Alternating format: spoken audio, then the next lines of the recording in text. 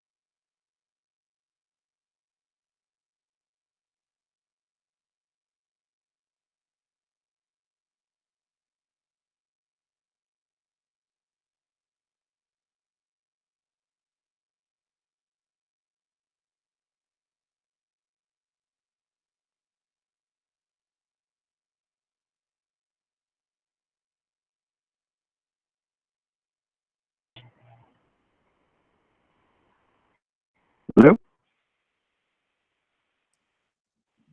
Can everybody hear me? This is Bro. Yep, sounds good. Okay.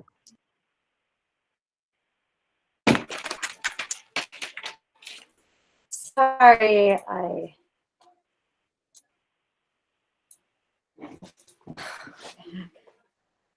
can't. Can someone talk so I can just check this sound? Sound check. Okay, give me a second. Sorry, I'm No, running around.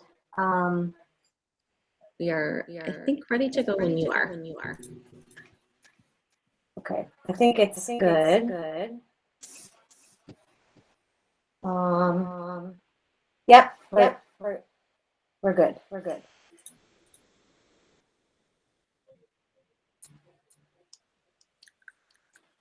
Okay, I will call the Jones LSC regular meeting for January to order. And Sarah, can you do the roll?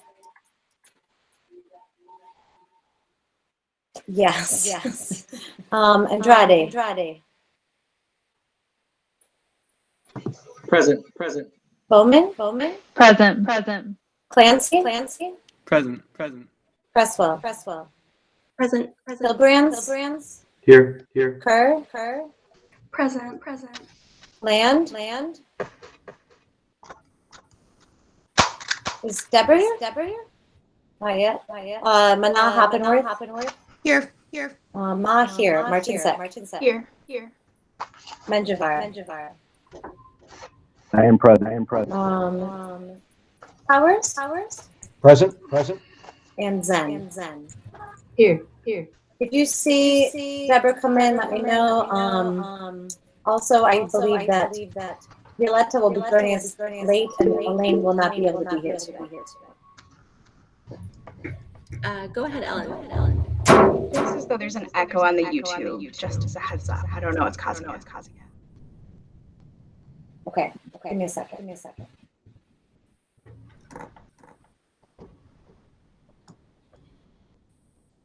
Okay. I think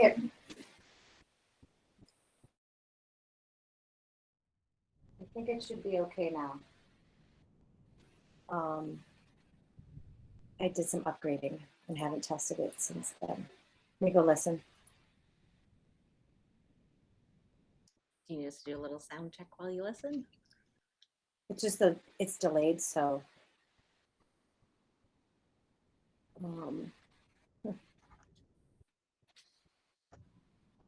Deborah has joined.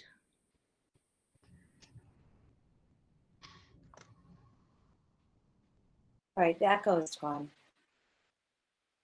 Okay, it's gone. Sorry about that. No problem.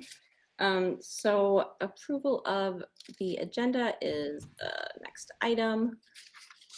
Anyone have anything to add before we have someone make a motion? If not, Move to approve. thanks. Okay, I'm gonna do a roll call. Do we have a second? I don't know if we. Powers did. Powers seconded. Oh, I thought, okay. I think he was the move. Oh, I'm sorry. I usually do that, so I'll second. Andrade, Yes. Bowman, Yes. Clancy, Yes. Cresswell, Yes. Hilbrands, Yay. Kerr, Yes. Land, Yes. Mana Hoppenworth, Yes. Ma, yes, Martin Sek, Yes. Menjivar, Yes. Powers, Yes. Zen. Yes. So that's 13. Okay, unfortunately I did not do the minutes, so we will do double approval our next regular meeting. Okay, so we can go to public participation. Caitlin Miller is up first. Hi, everyone. Thanks so much for letting me speak. I am here today. I am Caitlin Miller. If you don't know me, I am the English department chair here at Jones. I've been at Jones for 7 years now. Prior to this, I worked at 2 other schools, including a CPS neighborhood school. So I've been in CPS for a long time, longer than I even think. I'm here tonight to talk about COVID protections in our school and within our district. Please know that my frustrations here completely lie with the district and the mayor. I'd like to use my time tonight to clarify some things I've seen within our school, as well as offer some suggestions for how our community can work together to remain safely in person. Over the past couple of months, I have seen a surge of COVID cases in my own classes. And although the majority of our students here are vaccinated, I still very much worry about my students' well-being. There have been times over the past several weeks where I have had 50% attendance in my junior and senior classes. And this is a combination of students with COVID, students in quarantine, or students who have just been scared to come to school and be around other people. It's incredibly hard to teach in person when half of your students are missing. And frankly, I'm also scared for myself. Even though I am vaxxed and boosted, I worry about my own safety. I have an autoimmune disease that attacks my lungs. I have about 50% lung capacity on a good day. I am the exact person who should not get COVID, even while vaccinated. To me, COVID is not just another flu, as our mayor and Chicago health officials have so eloquently stated. No one really likes remote learning. It's become sort of a boogeyman more than the learning tool that it is. However, since a short remote learning time is no longer on the table, we need to proactively think of solutions as a school community to make this better. Number one, parents, please sign up your students for free COVID testing, and teachers sign up as well. Let's all be tested weekly. And a big thank you to Mr. Mitchell, who constantly covers teachers' classes so that we can be tested. Number two, we need to report all positive cases to administration and CPS as soon as possible. Our students are so good about reaching out to teachers when they are out, but we know that CPS contract tracing is poor. And we know that they are actively lying about the number of COVID cases in the district. Thankfully, in this new agreement, we can proactively contact trace as an individual school, but we definitely need to be more proactive. Students, if you are out of school and feeling well enough to learn, join our Google Meets for your classes. Teachers don't want anyone to be behind. If you, we want you to have access to your education, even if you are homesick with COVID or just in quarantine. Students and teachers, please stay home if you are sick. I know this is hard, especially at a school like ours where we feel like we will miss work and tests and quizzes, but it's so important that we don't pass this around if we can help it. I've personally seen several students in my own classes come to school sick because they are afraid of missing class time. And lastly, we all need to wear our masks, teachers and adults the same. I sincerely hope that CPS's promise of better masks is an honest one. It's been really difficult as a teacher to enforce appropriate mask wearing. One time, a student even cussed at me when I politely asked him to pull up his mask.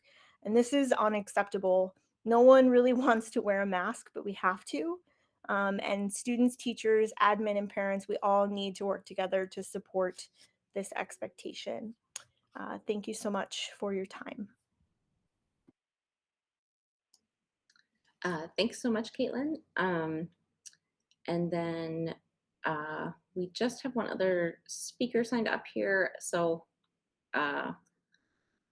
if you guys have any specific questions for Caitlin, you can do them now. And we'll talk more about this topic later on the agenda. And Roberto? Yes. Can you hear me? Yep. So Ms. Miller, thank you so much for sharing your perspective and how it impacts you and your students. I can speak for myself and my family that we've been impacted during the new year.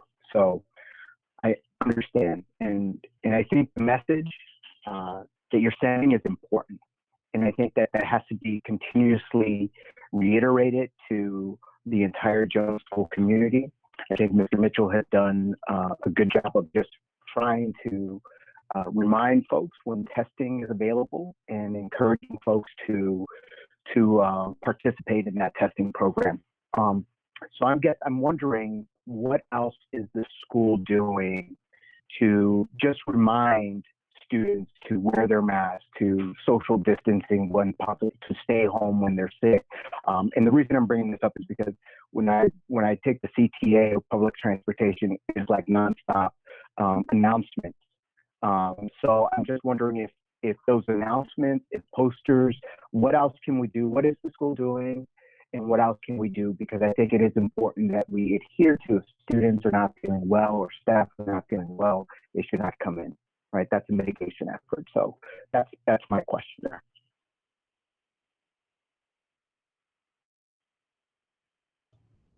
Would you like me to respond? Yeah, go ahead, Dr. Powers. Yeah, thanks very much, Roberto. I appreciate your questions there. And thank you, Caitlin, for bringing those all up, all of which we share. We will be doing, because we're bringing our students back tomorrow morning for the first time in over a week or a week's time, and we're only back for a couple of days after the holidays prior to that. We'll be reminding the students first thing tomorrow morning, doing the same thing as we have been doing with regard to reinforcing that, urging faculty and staff members, especially when kids are in the classrooms, but also in the hallways, and our security people, to keep an eye out for students who are not compliant. We also have messages going out in through many different formats. We have posters all over the building. So we're going to keep up on this and make sure that the message is loud and clear.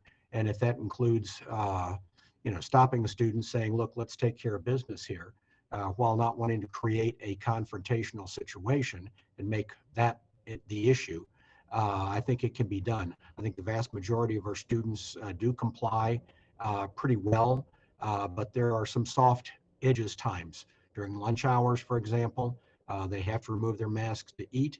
Also during ACT Lab, and we'll have ACT Lab tomorrow, they also have a little bit more flexibility, especially if they're eating or drinking. So we will reinforce that again and reinforce it as we start up again with school tomorrow and even after that. Alexander? Thank you. I'm sorry, let's just follow up with one more thing. I think the other thing that's important is making sure that we report it to the district. So with my child, it wasn't until one of the clerks said, hey, if you are experiencing these symptoms, here's who you need to report it to. So I think that's also that's key too, because then that will unlock remote access learning to students who are in quarantine. That is correct. Thanks, Roberto. Alexandra? I was wondering, I guess, what you think the best way we as students can work to, I don't know, foster a culture that supports and incentivizes mask wearing and COVID protections? I think more than anything else is set a good example and encourage everybody that you associate with, people in your classes, your friends, your various organizations and so forth, to do the same. I just came down from a basketball game, and all the players were wearing masks while on the court. And if they can do it, if students can do it during athletics, you can certainly do it during during classes and during hallway time.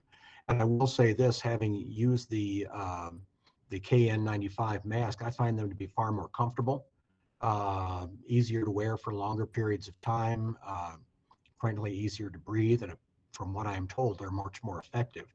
So as those get more distributed, we'll be distributing more tomorrow morning to students as they come in from the ones we purchased earlier, and we started handing those out a week ago on Monday. And we also have a supply that we have received from CPS for faculty and staff members. So we're hoping people will utilize those, because I think it does encourage people to make sure that they have that available to them. And we'll be doing that tomorrow morning as well.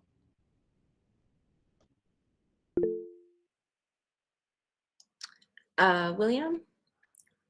I just had a really similar question to Alexandra, which is, so beyond how students can foster like a culture of mask wearing, how can the school support teachers in enforcing mask wearing policies, just because obviously teachers have a full-time job teaching, and just like how can we make it easier for them to not have to be focused on like managing their students' mask wearing policies as well.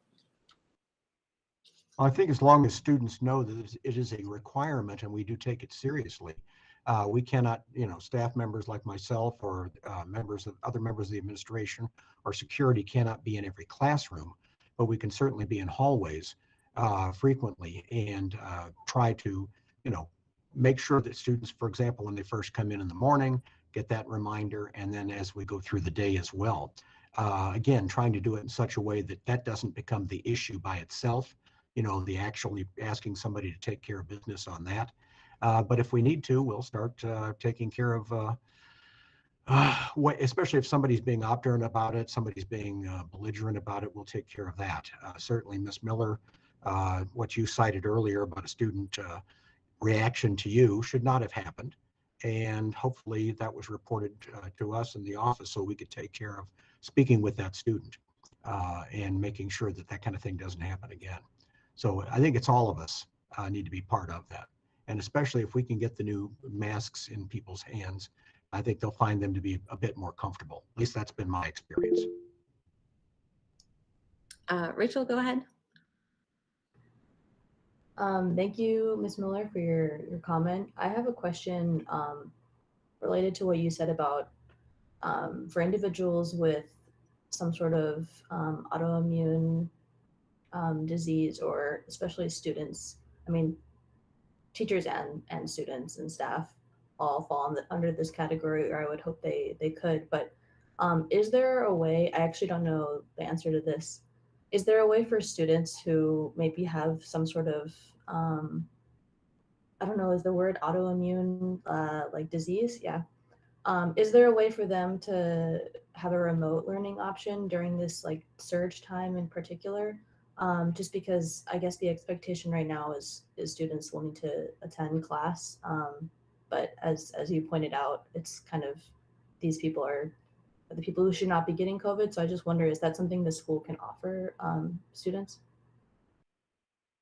If we have the information necessary in terms of like a medical diagnosis, especially if it's part of a student's 504 plan, which for something serious like that, probably there would be a 504 plan or should be.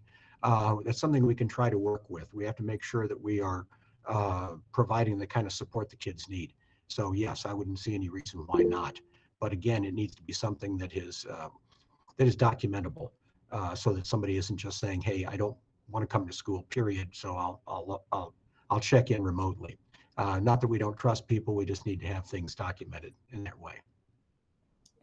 Yeah, there's a district policy, Rachel, can send it to you. Basically, parents had to apply in the summer for their kids. And Caitlin, and to speak to that the teachers end, there's nothing really for us. We can take an unpaid leave right now, but like who can take an unpaid leave from their job at this point?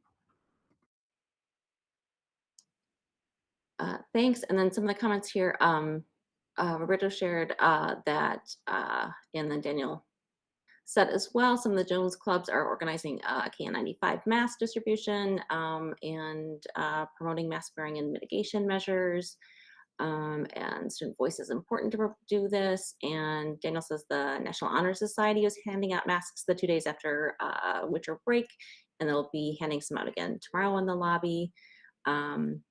And I think that's all the comments here. Mr. Mitchell says that the messages that he sends are on behalf of the school leadership team, and Aspen identifies him as the sender, but it's a collective effort on the part of the school leadership.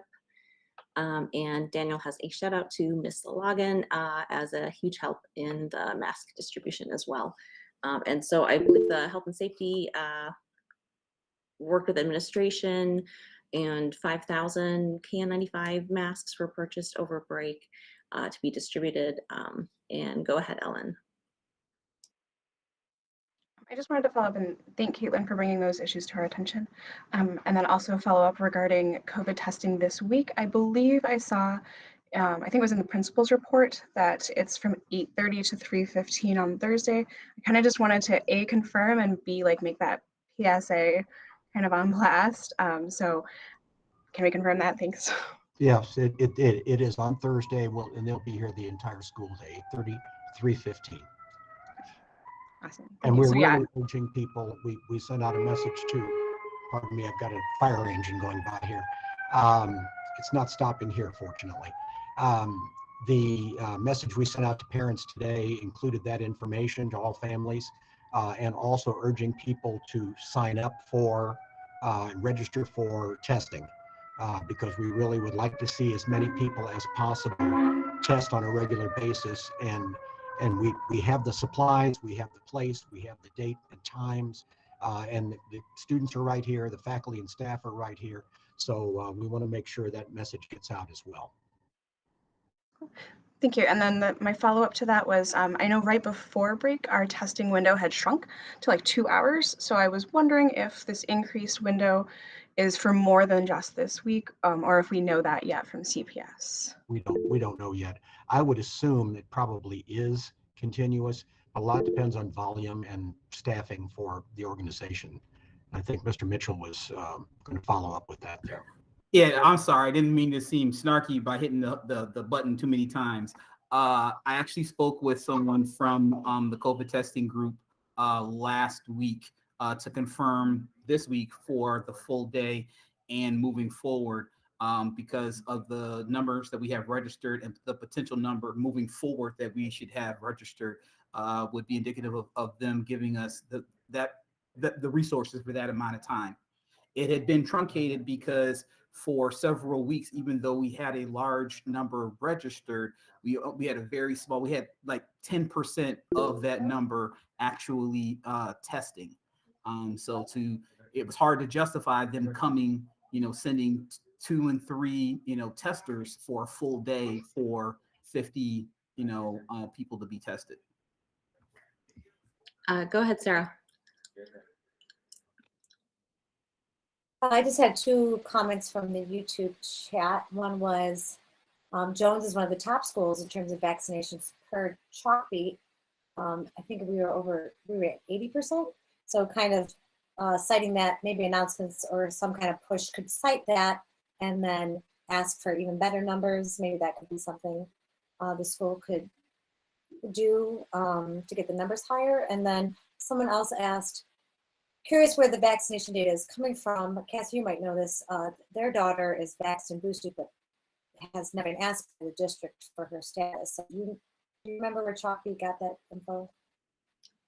They did a records request for it, and I don't know if it was CDPH or CPS, but I think basically CDPH or IDPH is sharing the information with the district, and that's where those numbers are from. So there's sort of some kind of cross thing there. We have, I think like about 25% of students registered for testing. That was the stat, and Mr. Mitchell just put that in the chat, 500 students. And I will say that the bigger window seems good, and I would like to see, as a parent, I would like to see the teachers emphasizing that this is important, because I know my own child skipped testing a couple weeks, and it's like, oh, I had a test, or I've got, whatever classwork, oh, I didn't want to miss that. And so, emphasizing that this is actually really important. And yes, whatever class stuff is happening, but this is actually what's going to make class possible for everyone going forward. So that is the motivation there. So I think having, it's kind of the same thing with masks, masks and testing. That's how we're going to keep the school open. If you don't like remote learning, well, these are the solutions. So I think if that can be shared, it's great. Yeah, exactly. Going during, if there's a window that's over lunch and ACT Lab and stuff, that makes it better too. That was from Mr. Mitchell saying. Okay, I think we will move on to our other public sign up, who is Mr. Voigt with a farewell address. Go ahead, Mr. Voigt. Hello, hello, local school council, parents, students, and staff. For those who don't know me, my name is Jeremy Voigt. I'm the business manager for Jones College Prep. I've worked for the board and at Jones in some capacity since November 2006, and as the school's business manager since around 2009. I come to you today completely voluntarily and without any request or persuasion from the school's administrators, staff, or this LSC. At the start of December, I accepted a new position with Alcott College Prep, also a Chicago public school, and will transfer to that school at the start of the second semester. I'm addressing the LSC today to make the reasons for this move open and transparent so that any misconceptions or rumors regarding my move can be avoided. I've very much enjoyed my time at Jones and view it as an incredible experience that has helped me to grow and succeed in my career. After 15 years at the same school, however, most people can understand my need for change. The opportunity to build something great at another school was something I couldn't turn down. The change and challenge of a new school and environment is the primary reason for my decision to leave Jones. I would, however, like to dispel any myths or rumors that I am leaving Jones due to disapproval of our administrators. I've been proud to work with the Jones administrative team for the last 14 years and do not want to leave the school and this LSC with the slightest notion otherwise. In recent months, it feels as though there has been increasing division within our parent group, as well as our staff at Jones. I have explained my reasons for leaving Jones, but I also will not pretend that this division, especially among the support staff and teachers, has not contributed to my decision. I only bring it up today as a point of concern and caution to the school and parents as to how severely the hostility of this LSC can affect our school as a whole. The unrealistic demands placed on my position, as well as other support staff by the current LSC, have been exceedingly difficult to meet. Additionally, I feel there has been a constant show of support for the teachers and little to no recognition of the support staff and administration. This lack of support makes it impossible to effectively do the work that most parents don't see or know about behind the scenes at the school. Instead of working together as a group, I feel that from day one, this LSC has a level of distrust and has used that to create an unhealthy and negative environment in our school. This environment has made me feel that I personally am forced to defend the value and importance of my position, which, like our teachers, is only to serve the students. Parents, I encourage you to get involved in Jones's LSC and strive to understand the role and support all our staff, not only teachers and counselors, but also clerks and office staff, security, SICAs, custodial, and food service, and our administrators. You're hearing only one side of a much divided school community, and that is unjust and inaccurate. If change does not happen, you risk the chance of more staff leaving Jones. The school will certainly suffer as a result. Thank you for your time and for listening. Thanks, Mr. Voigt. Anyone have follow-up to that?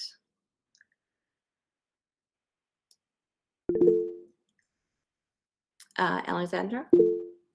I don't know, as a new member of LSC, I don't know, I'm new to the environment, and I was wondering, I guess, what we all can do to, I don't know, create, I guess, kind of like what I asked the last speaker, what we can do to create a more positive environment. And you're addressing it to me, I assume, Alexandra.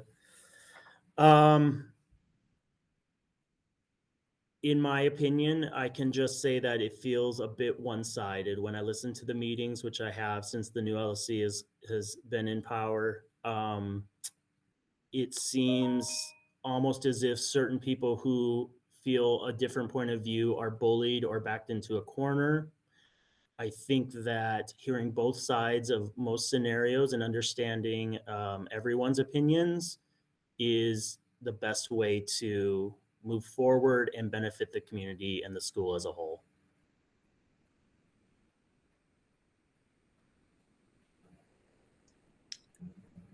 Dr. Powers? Yes, I just wanted to thank Mr. Voigt for his years of service here at Jones. When he became, initially he was the principal's clerk when I first came on board. When he became our business manager, our operations manager, he has delivered exemplary service to all members of the school community, creatively, diligently, with a tremendous amount of energy and a tremendous amount of commitment to doing what's right for students, for faculty, for staff, for parents. He's been extremely supportive. He has had a very strong can-do attitude, and it's been a pleasure working with him. And I'm certainly going to miss Jeremy a great deal. So thank you very much, Jeremy. Thank you. Daniel? I just want to say thank you as well to Mr. Voigt and also all the support staff at Jones. I think you are right, Mr. Voigt, that a lot of the support staff don't get the recognition that they deserve. I know this, the office has helped me a lot with my student fees and paying those. That's been a little crazy. So I just want to say thank you to them, and also to taking their considerations into mind as well, because I think you're right. A lot of times I don't really think about them, and I need to change my mindset as well. But yeah, thank you to all the support staff and you, especially Mr. Boyd. Thank you. Hope you have a fun time at it. Alcott, my bad. And Rachel?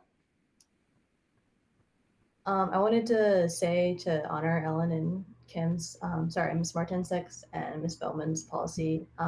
Just a little bit of an ouch while you were talking, Mr. Voigt. I really appreciated working with you, and I just wanted to thank you for helping me out when I reached out to you.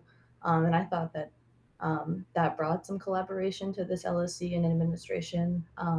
So I'm just going to put that out there. I know more broadly, we can all do better at honoring each other's opinions, but yeah, I'm just gonna put that one out there.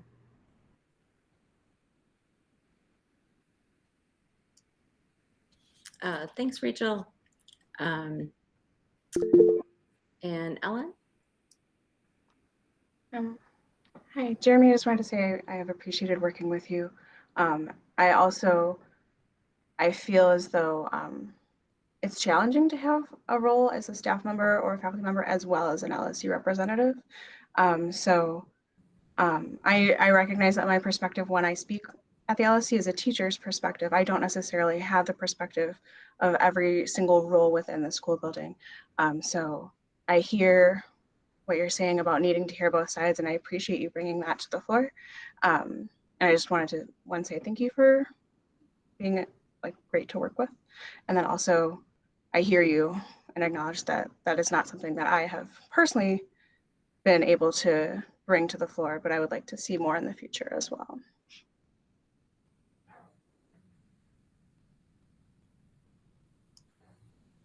Thanks, Mr. Voigt. I have to say, I think the transparency and the amount of information that's being shared on the budget and the finances has, just been tremendous in how much it's increased this year. And I think that's great. And that is definitely because you've been collaborating with Sarah. And I think that has been very helpful for the LSC. So that work is not gone unappreciated. We, couldn't have real discussions about our budget stuff without that being done. So it's very important to the effectiveness of the LSC. Thank you. Okay, that is the end of the public participation. Welcome to AK. AK is with the Alderman King's office. And Roberto, do you have a last comment on that?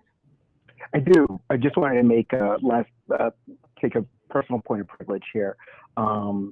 I just want to recognize Alexandra Kerr and William Clancy. Welcome to the LSC. Congratulations on your election. And it's going to be great to have 3 student representatives on here and joining Daniel. So I look forward to working with the 3 of you and building a collaborative and inclusive environment. Thanks for that, Roberto. And we're not on the scale of formal to totally informal. We're not super formal. So raise your hand and ask points of information whenever you have them.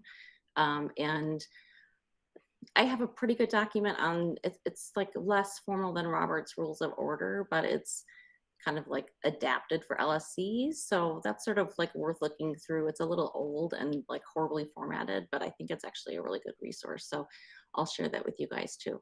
But don't be afraid just to raise your hand, and it's totally fine. This is not Congress. Okay.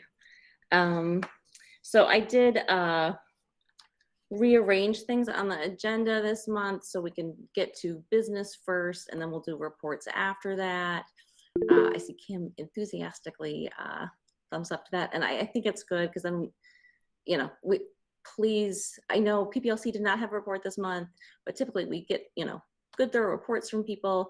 If you have something in your report that's relevant to a business item, bring it up during that business item, and then we can have a more leisurely discussion of reports at the end as we have time. But that way we won't whisk through some of this business votes as, you know, and rush them at the end. Sarah, do you want to go ahead? Just quickly, there was one last comment in YouTube, and since they're a little bit delayed, I just wanted to quickly cover that, which is the question was, has ventilation has been checked? Do we meet the standards for COVID? I know that in March of 20, or before they reopened, CPS came out and did a big ventilation study, but there was no people or present during that study, but they did mitigate errors that they found or issues that they may have found. And there's a whole recommendation, and that was public on their website. You can email Jones College Prep LSC@gmail.com, and I can try to find that for you. But I don't know if Dr. Pars, if you wanted to just, I don't know what CPS state standards, I don't know exactly what this this commenter is alluding to, but if anyone has a last comment before we move on. I can only say that we have the air purifiers in any workspace or any classroom, especially in those areas that are shared by multiple people. We have requested some additional ones because of some other shifting of use of a few spaces. And our custodial team, led by Mr. Mateo, has been checking filters and getting those replaced on a regular basis. I also know that our engineers have worked very hard in making sure that the air circulation through the HVAC system and the filters involved and everything are constantly monitored and replaced as needed. So we're doing everything we can to make sure that the air quality in the building is sound.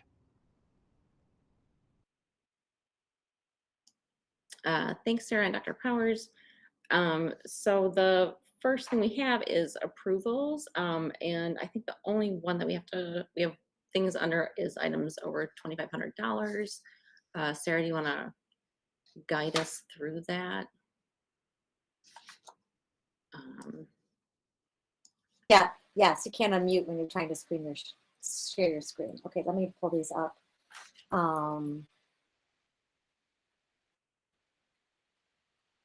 Okay, so, and I also want to put my minutes because I've got them all here. Okay, so our first one, let me see how that looks for you guys. Okay, that looks fine. Our first is our monthly ATI athletic trainings fixed amount of $2,500, and we've done that before. Is Jeremy still on the call? I don't. He left. Okay.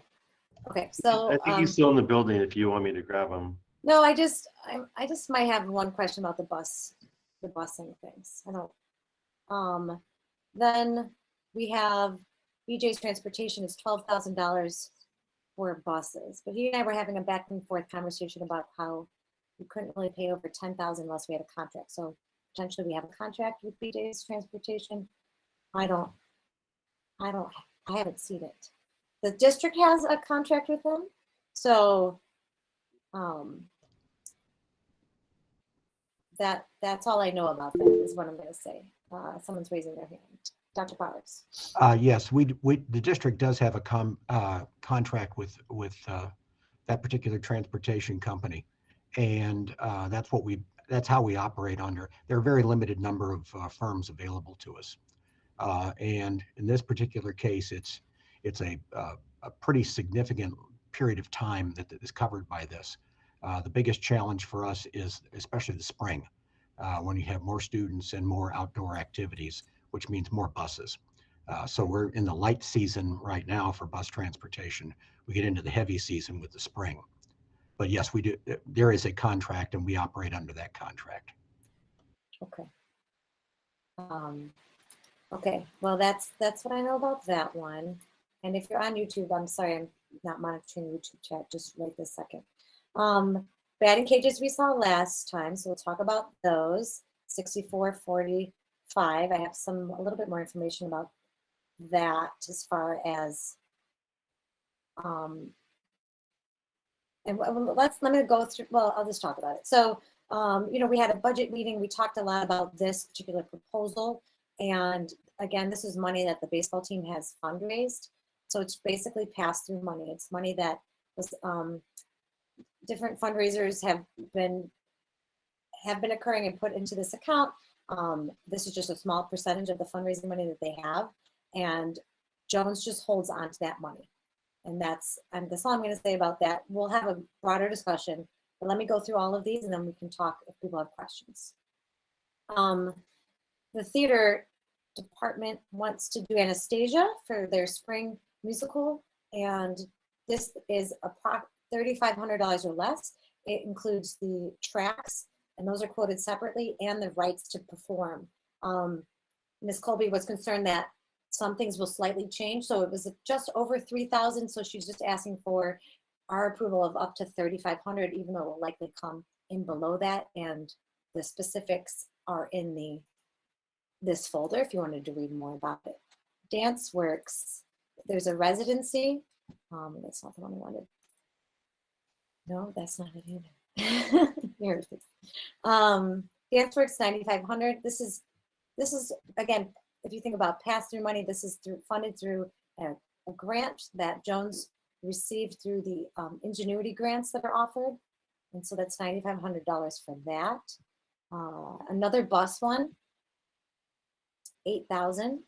It's just, what I'm missing here is like an invoice. It's just kind of, that's why I had a question for Jeremy. And then another dance residency, and this is paid through a different grant, the Illinois Arts Council grant, and then the balance that isn't covered by the grant is from the dance department account.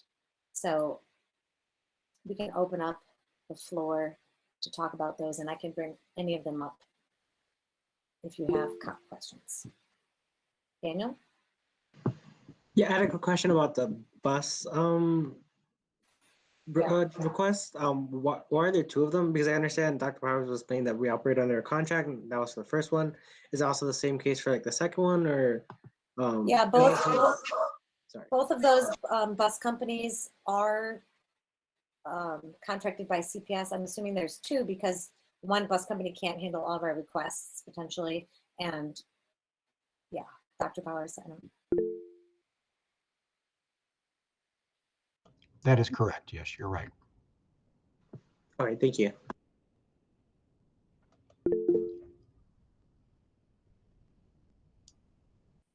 Go ahead, Dr. Powers. Sorry. Yes, I just wanted to speak briefly, if this is the appropriate time, regarding the batting cage purchase. I've included information on that in my report, which will come up later. But just as a synopsis of it, those were funds that were raised for multiple purposes over a period of time by the baseball team. And it was the desire of the baseball team to purchase a new batting cage. The one we had, again, as it's been described, is very large, very difficult to deploy, and very cumbersome. And as a result, it made it very difficult for the softball team members to deploy that appropriately. So the one that they're wanting to purchase is basically the impetus for it was to provide the softball team with greater access to the use and greater ease of the use of the batting cage. So it definitely is something they want to do for both of those teams, both of the outdoor teams like that who need batting practice. and will ensure that they have access to that much more readily.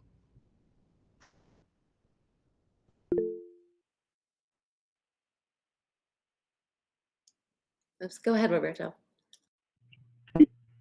So thank you, Dr. Power. So here's, I don't think you were at the meeting when we were discussing this, when this came up in December. So I have no objection with purchasing this batting cage that is going to give greater access to the girls softball team. My concern is that when I heard the explanation that the current batting cage is cumbersome and that is difficult, as you just mentioned now, difficult to deploy, and may have been one of the main factors why the girls softball team were unable to use it. And as it was sort of explained in December, that one of the reasons the girls didn't use the batting cage that you currently have, that Jones currently has, is because it is cumbersome. And so I'm struggling because no one questioned this. No one said, hey, if the girls are struggling and they don't have access and the boys are able to put it up together, but the girls can't, or they have a difficult time putting it up together, or they can't get the support to put the batting cage together, and no one has questioned this. And it's only until like maybe the boys are thinking, hey, maybe we can get a new batting cage out of this. It just, and that's how I'm receiving it, right? That's how I am receiving it. And it just bothers me, right? It bothers me that the girls softball team had to wait for the boys to propose for something instead of the girls being able to propose it themselves, saying, we need a better batting cage because we don't have access to it. We can't use it. And we are at a disadvantage during our season. That is real, for me, it's a real problem. And so I know we got a comment from a parent who said that the batting cage was funds raised by the boys baseball team, and that the old batting cage is cumbersome, and that the discussion was led by people who are uninformed or not knowledgeable baseball people. So let me clear this. I'm a 4-year varsity baseball player. All right. I am a coach. I have coached a boys baseball team. I have coached a girls softball team. I have been to professional development training at UIC's baseball. I've been at the professional development for Positive Coaching Alliance, and I've attended trainings at DNA Sports, which the varsity baseball coach is the founder.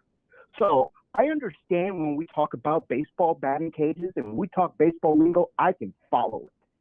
And so it just bothered me that it seems the girls have not had equal access. And so what I want to give the boys the equipment that they need and the support that they need so they can have a successful. But I also want the girls to have the equipment and the support and the access so that they can be successful. So what I want is a list of what are the girls' needs, and let's purchase them. Thanks, Roberto. Sarah, do you want to go, and do you want to kind of manage how we'll do these items? And if it's all discussion on the batting cage, I think we can vote on the other ones unless people have comments on those first, and then we can finish the batting cage discussion even. I see that Deborah and Ellen, are both your comments about batting cages? Mike, can we just hear theirs, and then once we hear all of the discussion, we can decide if we want to. Dr. Parr, sorry, I only see the. Okay. So let's do that then. Go ahead, Deborah. You are muted. There we go. Is that better? As a recap from my thinking at the December meeting, we understood that the new girls softball coaches had been selected and we're in the process of going through onboarding. And we asked if the new girls softball coach had been consulted in the selection of this softball batting cage or the batting cage, and what other supplies or equipment the girls team might need. And the problem we had in December was that when we polled everybody who was on our call, plus everybody in the YouTube chat, nobody that was at the meeting could answer any of our questions. And when we looked at the quotation and saw that the quotation was from July of last year, we knew that it predated any search for the new girls softball coaches. And since there was nobody to answer our questions, and this quote was from last summer, and our understanding is the delivery time is only a couple weeks, that's why we said, let's table it and come back to it in January. It's not that we're saying, no, we don't want to do this, but we're saying, you know, we had questions, not a soul at the meeting could answer any of those questions. And rather than just rubber stamp it, we were looking for clarification, and that's why we're talking about it again tonight. Thanks, Deborah. Ellen? I was actually going to suggest maybe Dr. Powers could answer some of those questions, and I can hold my question until after, if that would be useful. Sure. Dr. Powers? Yes, discussion on replacing the old batting cage has gone back several years. And with what happened in 2020, we were already talking about it, looking at the possibility. The previous softball coach was involved in those discussions and finally settled on trying to come up with a new one that was easier to utilize and so forth for the benefit of everybody concerned. At the same time, we got into COVID, we got into remote learning where we had no sports at all during that time period. So that's why by July of 2021, last summer, as Deborah mentioned, is when we really got started on this, hoping to have it in place for the spring season for this school year. So we definitely could have done something a little bit earlier, but it wasn't really something that was identified as a major problem, at least not to my knowledge. And that's why we put it in effect once we were coming back, having lost, you know, basically 2 seasons to having a complete sports program. So that's why we want to make sure we have this available now for both teams and make sure it's part of our regular programming.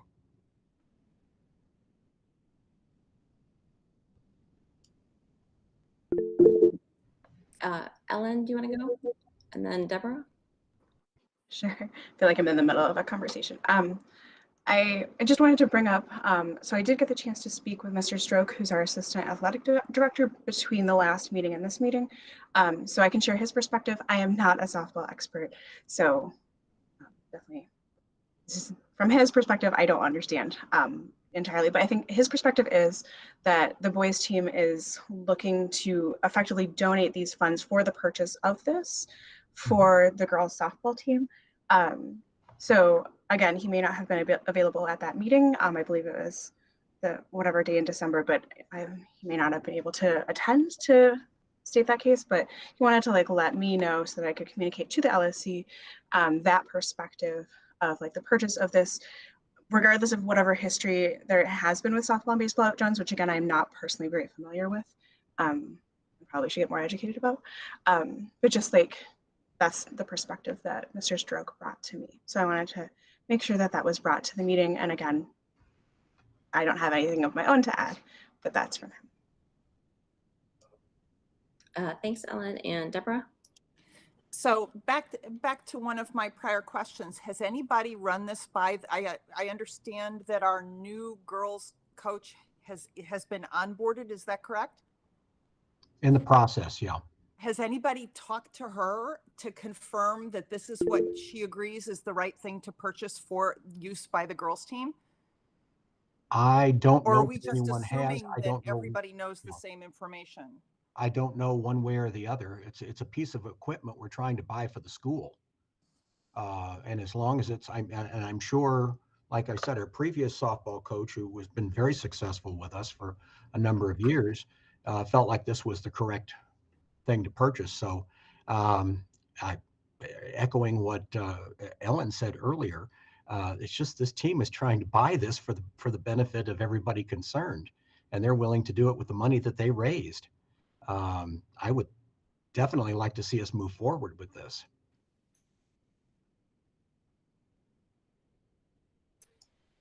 Sarah? I think it's important that we don't misconstrue that this is really being purchased by the baseball team using baseball funds to be used by the baseball team and then also by the softball team. It's not like a gift that they're giving to the softball team. I think that was from Ellen's comment. That's kind of what I heard from Mr. Stroke. I don't know if maybe I misconstrued that. I think that's a misinterpretation. Yeah. The current batting cage works for having a dozen large athletic young men deploy it, but it's still cumbersome. But they can do it, and they do it readily. But Dr. Powers, the goal is to retire. So that it's available to everyone to use. Right, they're going to retire the old cage. It has to be removed. Yes. Exactly. So, so it should be a batting cage that the baseball team will use, right, and then share with the softball team. Correct. Yeah. Okay, is that Ellen? Is that what you got from your conversation with Mr. Stroke? It just sounded different. I think I was unaware that the previous batting cage would be removed. Well, I don't know where we're going to put the new one, but I mean, if they're trying to retain both of them, I don't know that. Fair enough. Yeah, I just think I had not been clued into that particular nuance, but. Yeah, the money, yes, it doesn't, I'm reading the email that Mr. Mandel sent.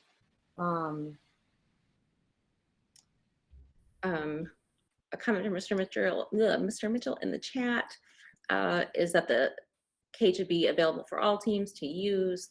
I assume that means the new one. William, do you want to go? And then Mr. Mitchell, we'll call on you next. Do you want to go, William? Sure. So I confess I'm not terribly aware of the situation. I don't have an extensive knowledge of baseball and softball at Jones. But from what I've read and what it sounds like from Ms. Ma and Ms. Motensek is that the baseball team is trying to purchase this and that the softball team would also benefit from this.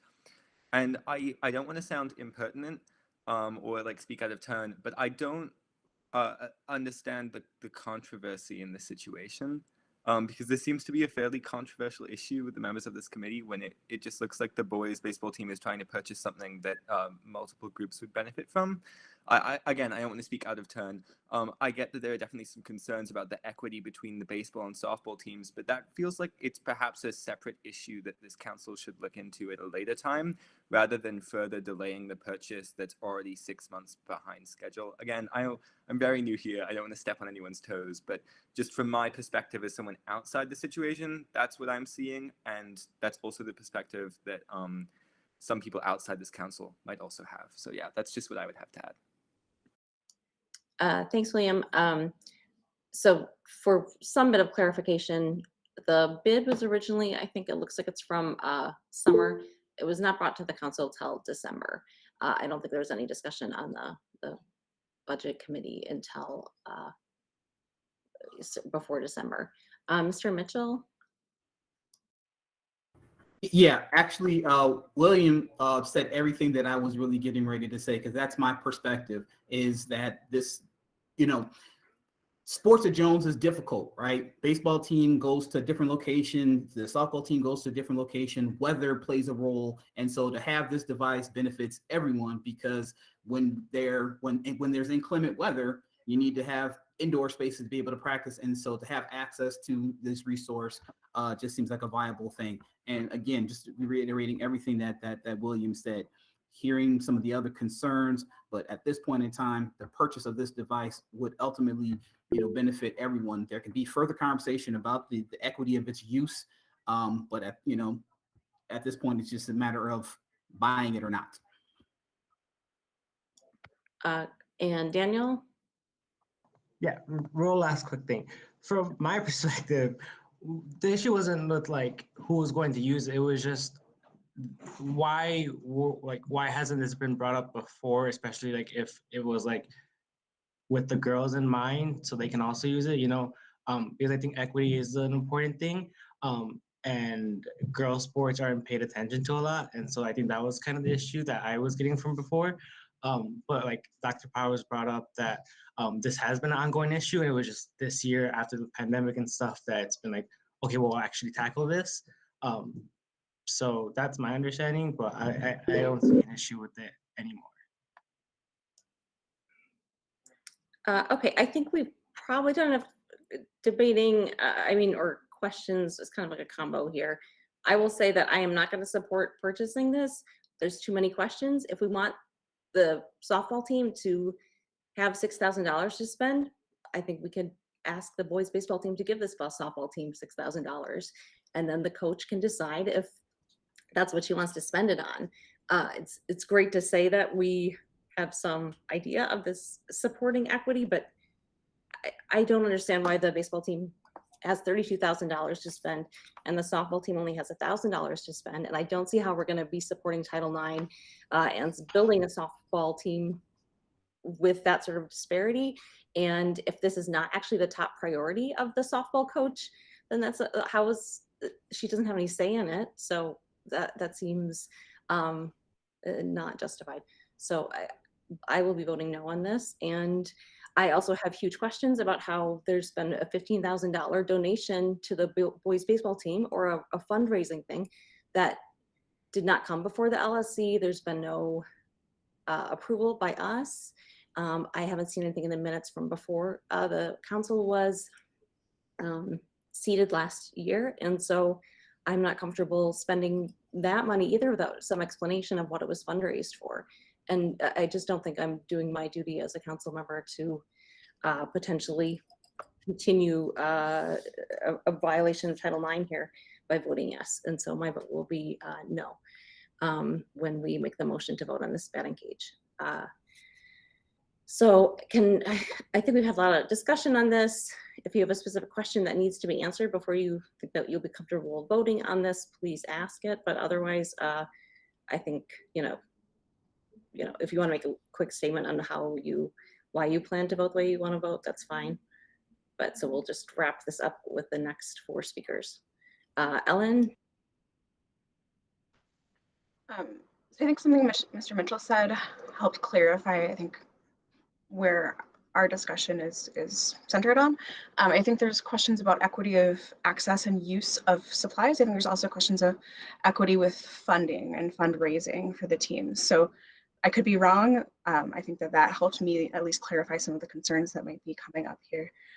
So I wanted to phrase that in case that was helpful to anybody else to see those concerns. Alexandra? From my understanding, the baseball team does a good amount of fundraising, like personally, like that's at least what I've heard and understood, that they fundraise a lot on their own. What I'm unsure of is if them fundraising, is that a violation of Title IX if they on their own time raise funds to be spent amongst, I guess, both their team and then for the softball team? So I think an issue here is that when the fundraising doesn't come before the LSC and it's a big, large amount, we don't vote on what's being fundraised and what is being fundraised for. And so we only have a say in the spending then when we just are suddenly spending money. So it should be that if large amounts of fundraising or a certain amount and it's, this external thing is like that should be approved by the LSC. And so since the whole process has been pretty broken, we don't know what it was fundraised for, and we can't keep tabs on saying like, oh, look, actually this is going to be very unequal for spending. I think there's discussions now about doing a more general booster club rather than a sport specific route for funding. And yeah, that's under discussion. And comments here in the chat. Elizabeth Falk says, I'm on the softball team, please buy the batting cage. And Deborah says, thank you for that comment. Kim says, I believe, and I may be wrong, that this was fundraised pre-COVID and was supposed to be used for a tournament that never happened because of COVID. So that means that the funds were fundraised for not a batting cage for the thing, but for spending on the tournament. Yes, that is what Dr. Power said. That's correct. And William or Dr. Powers, do you want to go next? Yes, I would. I want to say this very carefully.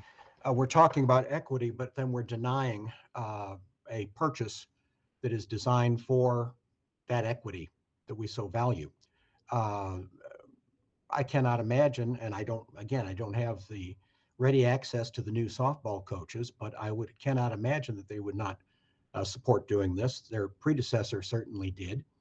And it is a purchase being made by the baseball team who raised the money through their efforts for a trip to Florida, and which is, for one of these big baseball type camp events, which they've done further in the past.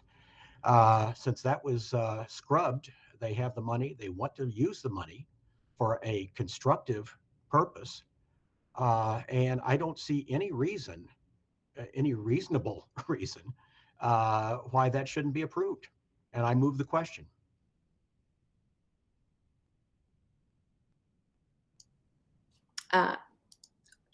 Okay, so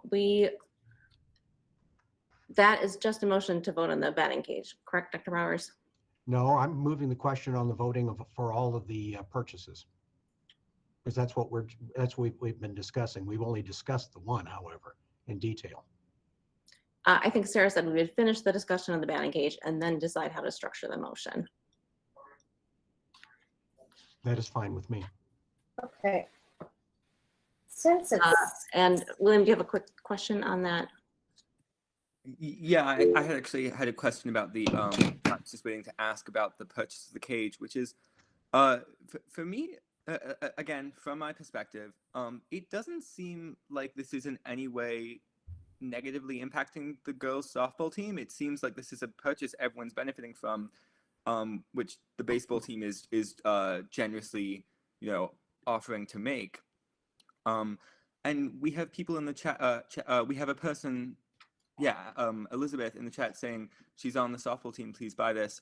So again, I don't want to sound impertinent, but it seems like the issue of equity is a very important issue, and if that is something we have concerns of, perhaps we should refer that to the equity committee. But it doesn't seem fair to prevent the baseball team and the softball team from benefiting from this over a separate concern. Sorry, yeah.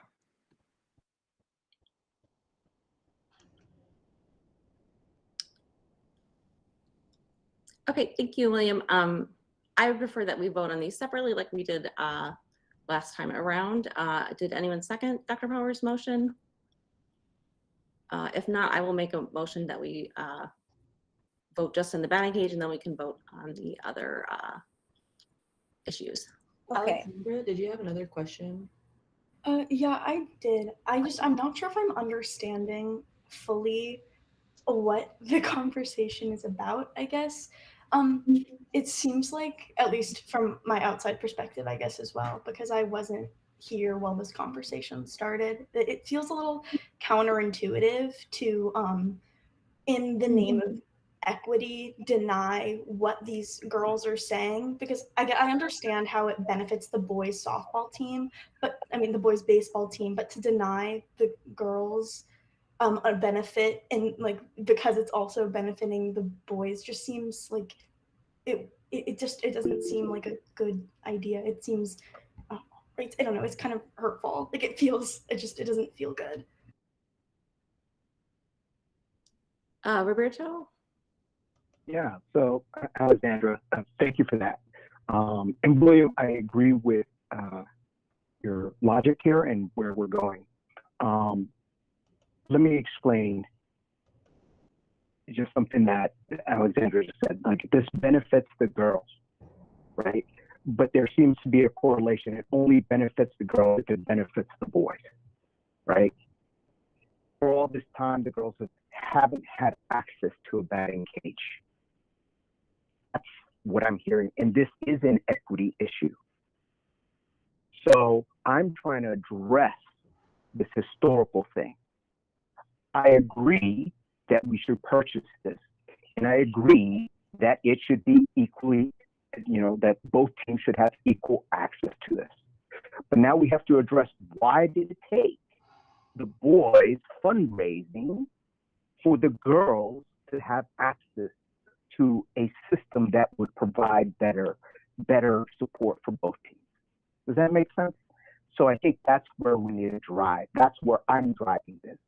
And at the December meeting, all I wanted was the girls softball team to come back and say, here are the list of our needs. Because the boys put together a list of their needs. No one asked the girls. And we're still asking, what else do the girls need? So I'm okay, I'm for purchasing this batting cage, but I also want to know, what do the girls need? And let's get them to tell us, and let's get the school to purchase so that they can have a successful season, right? For both teams can have a successful season.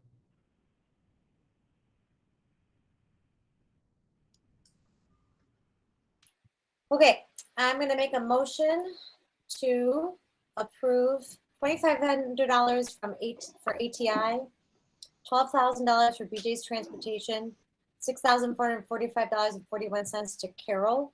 No, sorry, not that one. Skipping that one. $3,500 for up to $3,500 for the Concord theatricals, $9,500 for Dance Works, $8,000 for Sunrise Transportation, and $5,350 for Synapse Arts. Do I have a second? I can second. Bowman. Okay, I'll do a roll call. Unless is there discussion on those ones that are not Carol? Okay, roll call. Andrade?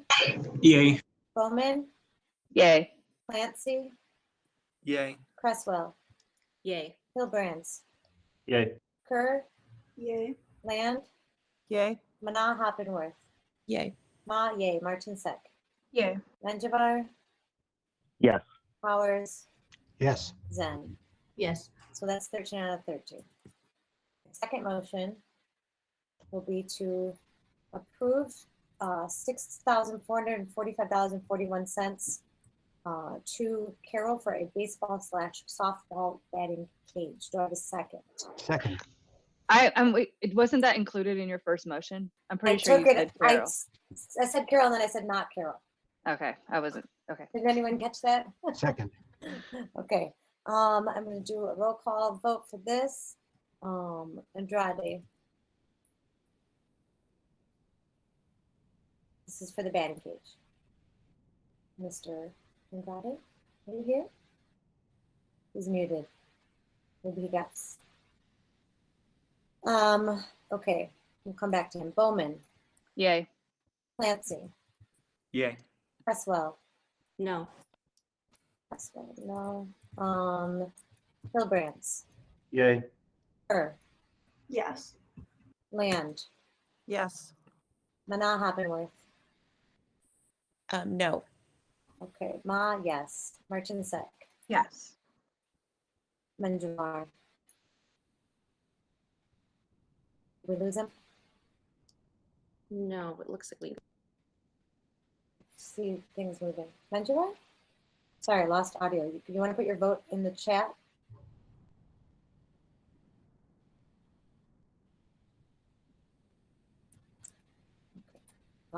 Powers. Yay. Ben. Yes. Okay. Andrade, do you have? Yeah, so sorry, my Okay. laptop died. Oh, yeah. okay. Okay. I'm so sorry.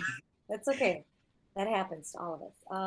Mr. Menjivar, are you able to put your vote in the chat? Or leave and come back? Oh, he lost audio. I don't know if they can hear. I think they might not be able to hear either. I think you're right. You may be back in. It's very dramatic. Hello? Can you hear me? Hi, Sorry. hi, Roberto. Sorry. Yeah. How would you like to vote for the batting I'll cage? vote yay. I'll vote Okay. yay. Okay, we have enough votes, the motion passes. Thank you, everyone. Thanks, Sarah. Okay, and I do not believe we have budget transfers, fundraisers, or facility usage to discuss tonight. For our new members, all of these are in a folder, an LSC folder. The budget transfers, we basically have just been looking at, and we haven't been voting on. So they're just sort of an FYI for us each month. And the others we don't have this evening. Right, was there a facility that you guys were going to talk about? Like I think it depends. It depended on, Troy needed more information, and then, right, Troy? Sorry, what was the question? Facility like the iguanas or something, like, is that? Yeah, because of the work stop, their times changed. We're still trying to work out some things, Okay. so. Just let us know if you need a rush on that.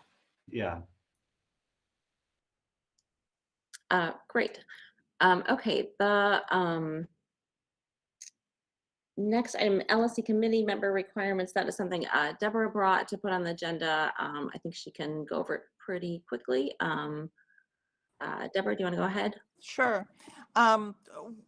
Wanted to have a brief discussion into our record that when you join one of the LSC subcommittees, which would be equity, health and safety, or budget, these three committees or any future committees that are sanctioned by the local school council are subject to Open Meetings Act. And because they're subject to Open Meetings Act, you have to have a quorum to have the meeting or to have any votes. And so it becomes really important. If you're a voting member of one of those committees, you have to be at the meetings. We open those meetings up. Those committee meetings are open to anybody who wants to come, and anybody who wants to come can participate in the conversation. So we're very open and very welcoming in that regard. But if you want to be a sitting member who's a voting member, you really need to make the commitment to attend the meetings.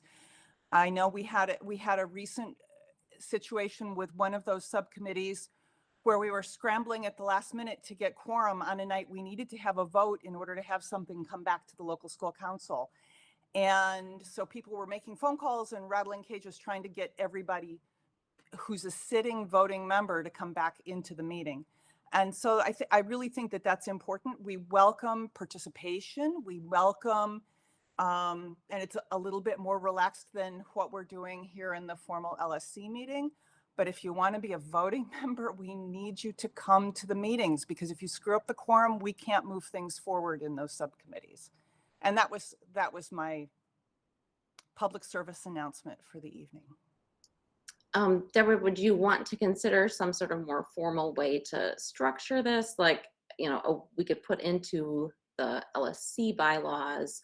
I think that makes great sense, Cassie. Because you can modify then just one document as opposed to creating bylaws for every single subcommittee. I think just adding wherever it is in the Jones LSC bylaws where we talk about what those subcommittees are, just a reference to the importance of attendance because they are quorum bodies bound by Open Meetings Act. I think that would be an easy way to address this. And this way everybody understands before they ask for a voting seat on those subcommittees, that they understand what the rules of engagement are. I think that would be an easy way to do this. Would you want to see something more like, okay, if you're a permanent member, you've missed 2 meetings, the committee can remove you, and you can be reinstated if need be. But yeah, I think you can bounce someone into a community participation role as opposed to a voting seat. There's no reason that somebody says, I can't make it for 3 meetings because I have a conflict, but I'm still interested and I want to participate. There's no restriction on that, but they just can't block the quorum for voting purposes.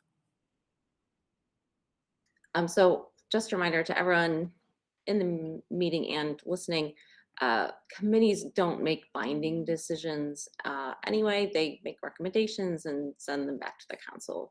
So it's not a make or break thing to some extent, but it's important to not be able to not do stuff like even a vote on the minutes and that kind of thing, if you don't have quorum.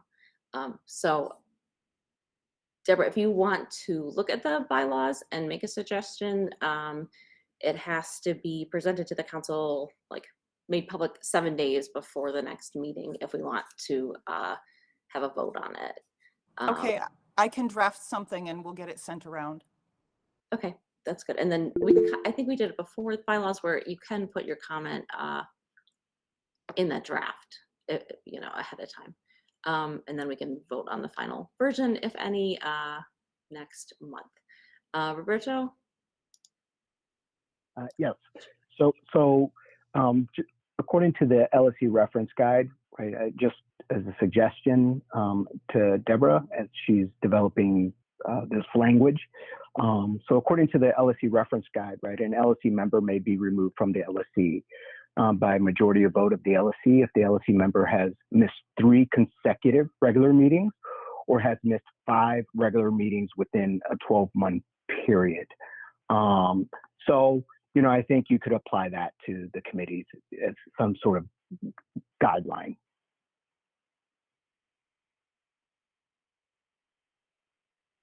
Yeah, so I think if people have suggestions, send them to Deborah.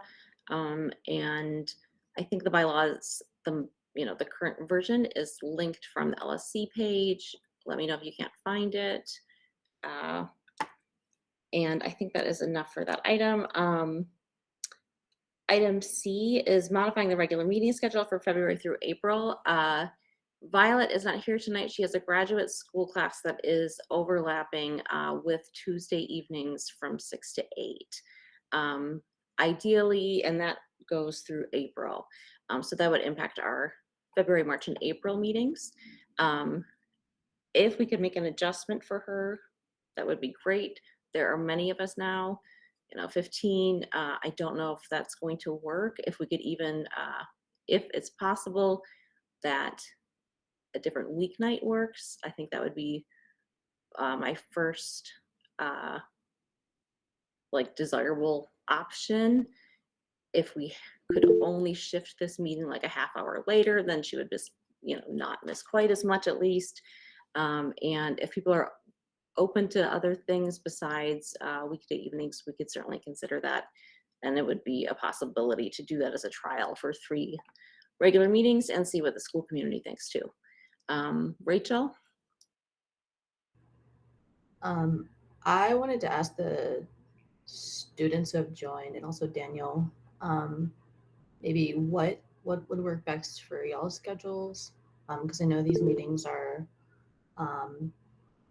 can be long, and also the administration and staff at the school, what would work best for y'all in terms of moving it? I don't think doing the meetings any later would be beneficial for both like us as students and then the students who are watching the meetings. I think it might cause some problems, especially with homework and I don't know, weekly schedules. I think maybe a time on the weekend, if that would be possible, could make sense.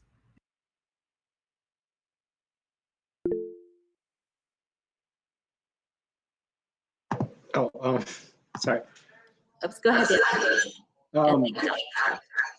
For me, sorry, what? Okay. For me personally, I think maybe this is a great time for me. An hour earlier wouldn't be outrageous, I think, especially because these meetings do run late. So maybe an hour earlier might be beneficial. But I think if anything would be not that I'm suggesting this, but there's an option right after school ends, or like 30 minutes after school ends, just so the students and the teachers can just stay there after school and jump into the meetings, and not have an extended period of time where we just sit there and do nothing. But then that gives an issue where students might not be able to come, but they can just sign in at school maybe. I don't know. That was just an idea, but I think maybe an hour earlier would be best. But this is a great time.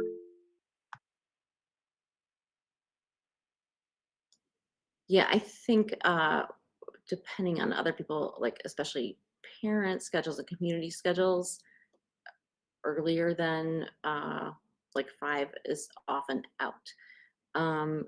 Sorry, it's hard to see the chat and the hands. William? I am personally flexible on time. I would just say, like Alexandra and Daniel said, later generally does not work quite as well for students and also parents, and just we lose interest with members outside of the council the later we have these meetings. So I would say I would caution against not moving it later, but I'm flexible with whatever everyone else wants. I can make my schedule work. Yeah, I think if we were to shift it later, it probably only like 30 minutes would be realistic. Do we have anyone who could not do Monday? I feel like Rachel, Roberto says not for Monday. Rachel, go ahead. Monday's not good for me in terms of the week, but oh, let me turn my hand down. I also wanted to ask if it's for Violet's sake or just in general, are we not able to like send out a doodle poll or something? Because I just wonder, is this like a public topic that's on the agenda, so we have to do it in public, right? In terms of we have to yeah, if we want to change the next month's regular meeting, we basically should change it tonight. Otherwise, we'd essentially have to like meet and then, or like hold a special meeting and then vote on canceling that regular meeting. There's a lot of bad stuff. Yeah, do Wednesdays work? Is there anyone that Wednesday is just broken for? Unfortunately, Kim, and is that all Wednesday? Yeah, it is 3, like, could you do 6:30 on a Tuesday, just so we have a little bit more flexibility for Violet? Yeah, I mean, would anyone ever do a weekend meeting? Some LSCs do. I mean, it is winter, it's Chicago. I just don't think moving to 6:30 is, the first half hour is, I mean, I see where you're going, but, and I love Violetta, but 15 people is a rough thing. Yeah. Yeah, I mean, like, I just feel like it really, like, she's in grad school now, so, starting at 5:30. I think this is only just for February, March, April, Deborah, and I don't see that, yeah, like, the current surge is gonna last till March anyway, geez. Yeah, I think Violet could join late, and that's the whole point of starting at 6:30, is that then, you know, she could join at 8 and it's an hour and a half in. Yeah, no, 5:30 would be worse, because then she do like those, yeah, that 30 minutes I think is like, you know, you hear public participation or whatever, but it's not the, if she has to miss something, I think that's the reasonable thing to miss is the beginning. So, Alexander, what was your weekend suggestion? Like a Saturday? A Saturday or a Sunday, I guess, whichever day works best for everyone.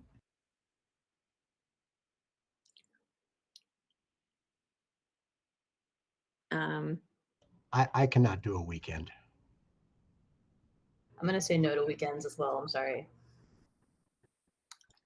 Okay, and could we do a 6:30? Is this that for 3 months? Which I think we could vote on it tonight, and then we could change it back if everyone was like, help, we're dying. If we're gonna do 6:30, if we do 6:30, we have to put time on our agenda. We have to time things out. That, I mean, that we would have to be like, sorry, we're over 10 minutes, we have to skip. If 6:30 start means 10:30 finish, I'm not in favor of it. I'm Yeah. also not in favor. Sorry, I didn't raise my hand. I'm not in favor of moving it back 30 minutes. And William? I haven't been to these meetings in person before, but I have watched them, and they sometimes go for like 4 hours. If we start at 6:30, that's like a 10, 11 o'clock end time, which is kind of untenable for a lot of the students here, and I'm going to guess most of the parents and teachers as well. Well, I think we should stick with 6 then. Violetta can join at 8, and you know, if we can rearrange our schedules as needed to make that for her for votes, I think. And that's probably the most viable solution. If people want to experiment with a weekend meeting in the future, I think it's something to consider, like, and we don't have to have, are your regular meeting scheduled? Does that mean that it actually has to be at the exact same time and date, or time and day of week every month. And Alexandra, do you want to have one last comment on this? I don't know if this is possible to do, but could we break meetings in half and then do them every other week instead of once a month? Like, is that a thing that could happen? Yeah, you can have your regular meetings are just, you decide and you make that schedule ahead of time. So it doesn't actually have to be monthly either. It could be bi-monthly or it could be semi-monthly. And yeah, people were not thrilled with the idea of meeting twice a month. So that's basically, yeah, I think some experimentation would be great, but no one really wants to experiment. We're in the minority on that.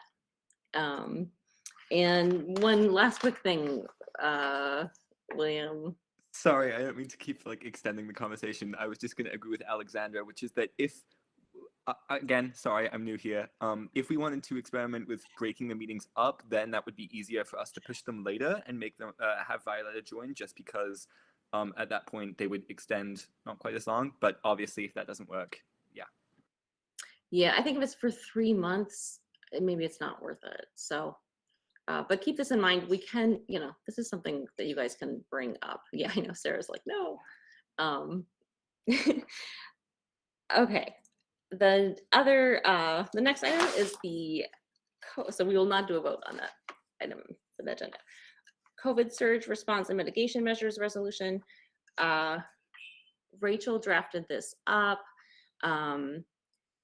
This was partly in response to the labor action and then remote learning not being offered, but also just to the general health conditions right now. I think most of it is still very relevant, and I think with some minor additions, it's still worth it to look at it as something to send to CPS. Do you want to bring up the draft, Sarah, and then Rachel can point out anything super significant? And I think we can just have a not super long discussion on this, because some of this I think we've been talking about already tonight.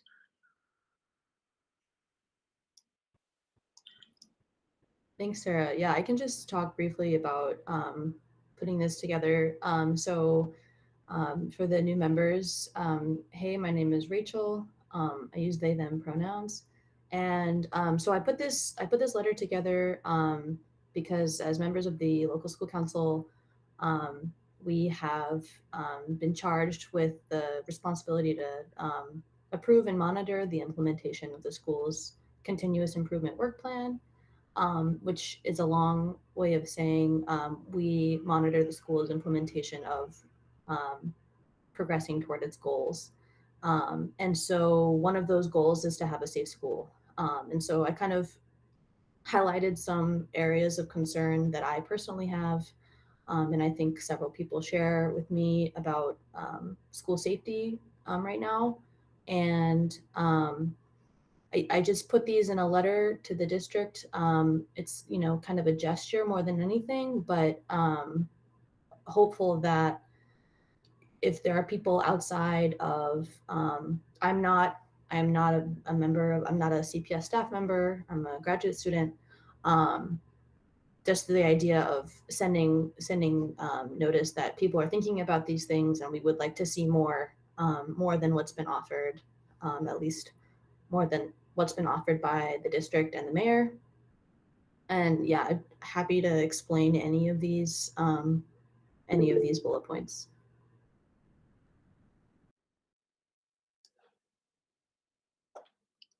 Go ahead, AK.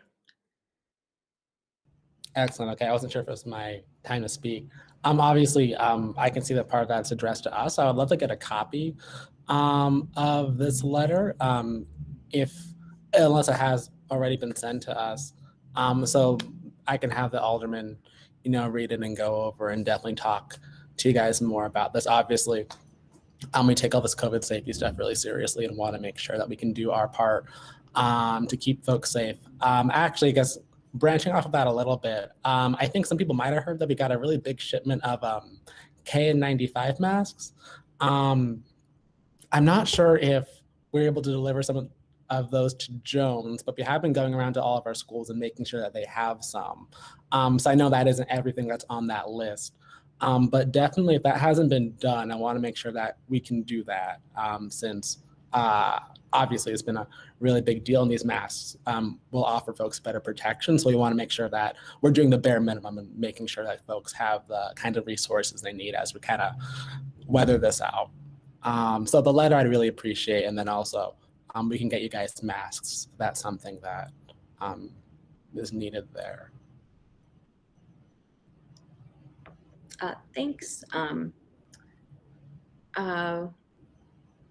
Does anyone have any edit to offer on this, on the wording that would, like, so if you are definitely not going to vote to send something like this, or, you know, if we make a larger motion to do this and something else, then probably it would not be helpful to offer edits. If you have some small edits that you'd like that would make you happy in terms of being able to vote on it, you could suggest them, and then we can try to do a little editing on the spot if people have that.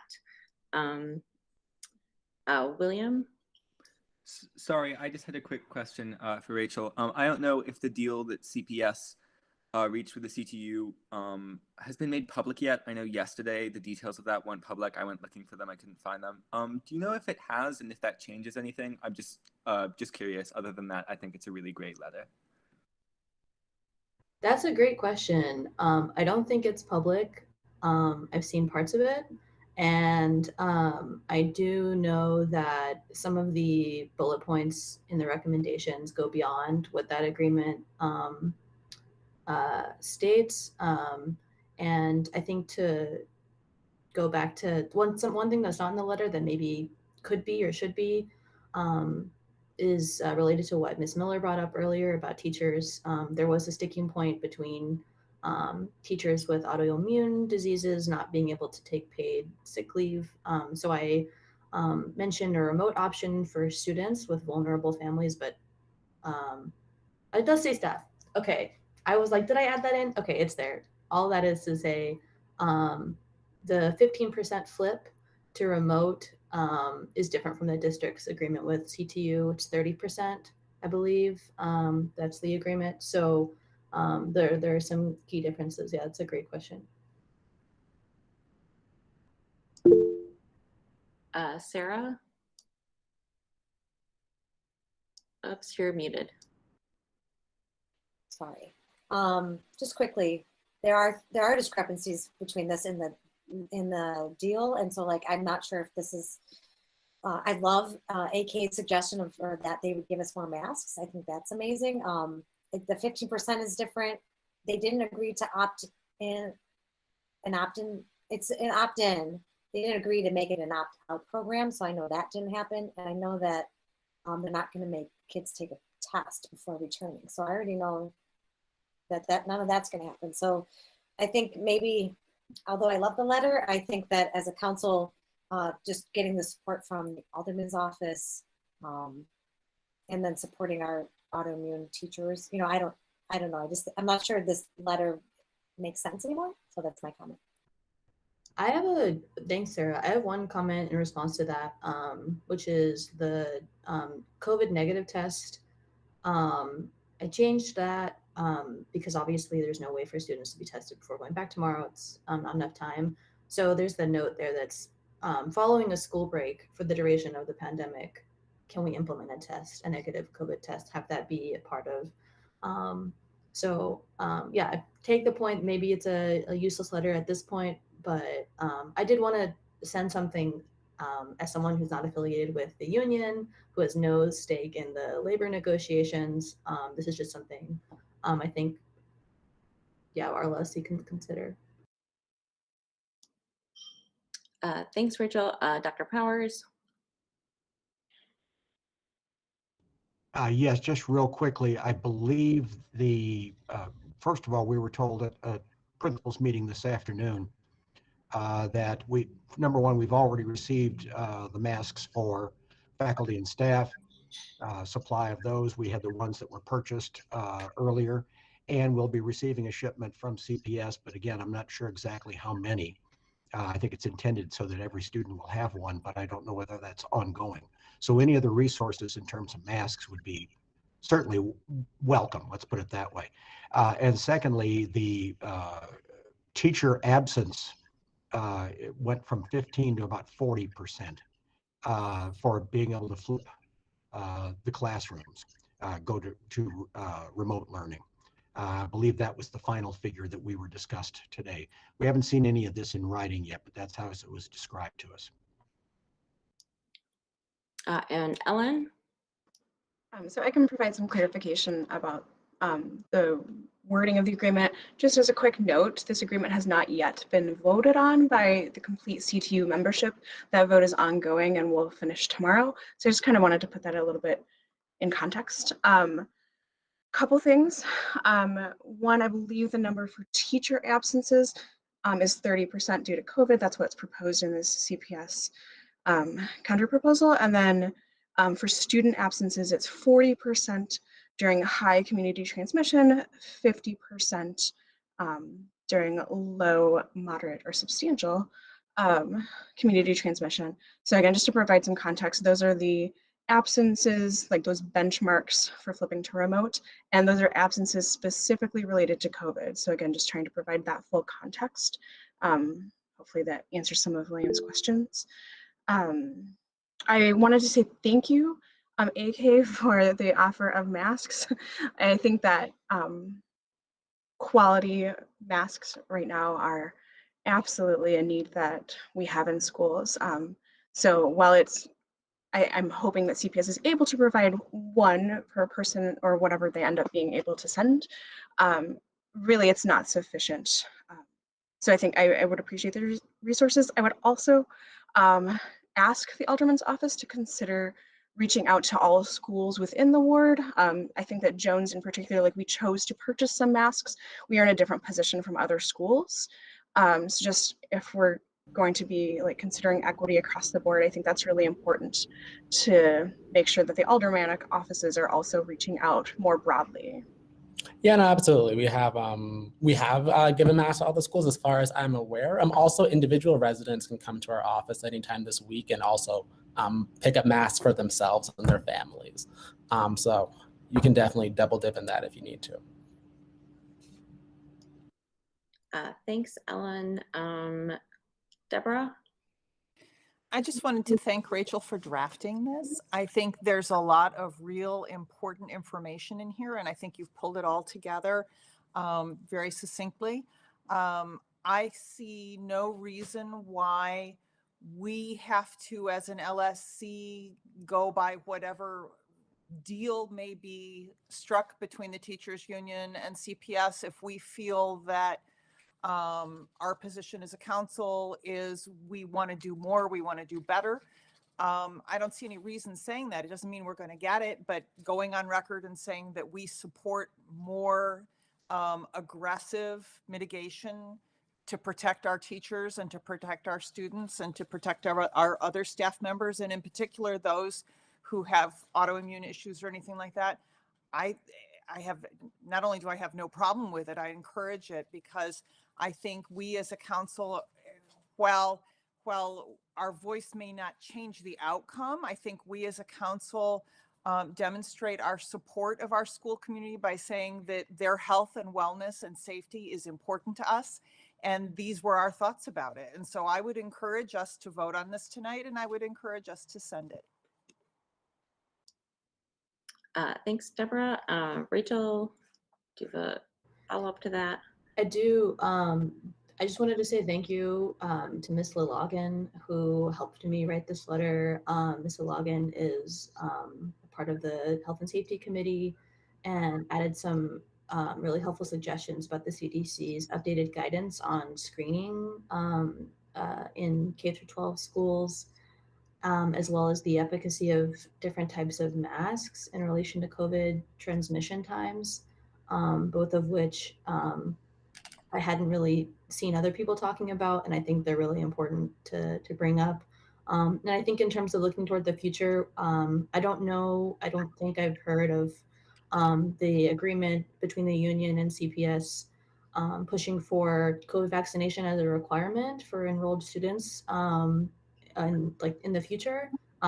Please correct me if I'm wrong, but that is one thing that I think is really important to add. And I think if the council wants to vote on this, I think it would be great, since the alderman's office is here, to float some sort of vaccination clinic at the school. That's one idea. To float some sort of campaign to increase enrollment in the testing program. These are just some options that, and anyone can modify them, but those are my, I guess, school specific comments.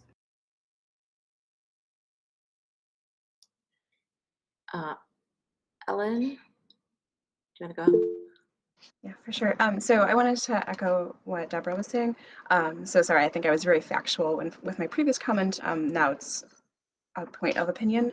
I think that regardless of the agreement, which is potentially being agreed upon, I think it's reasonable to have additional requests and guidance that are outside of it. I would also like to mention, I have a friend who has daughters in CPS elementary schools, and one of her daughter's schools required a negative test to return, even though that was not CPS policy.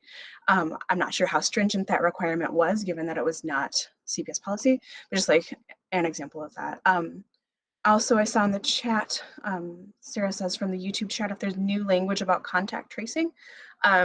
So there's language about contact tracing potentially happening at the school level as well. So school staff being trained in contact tracing with an emphasis on privacy of information.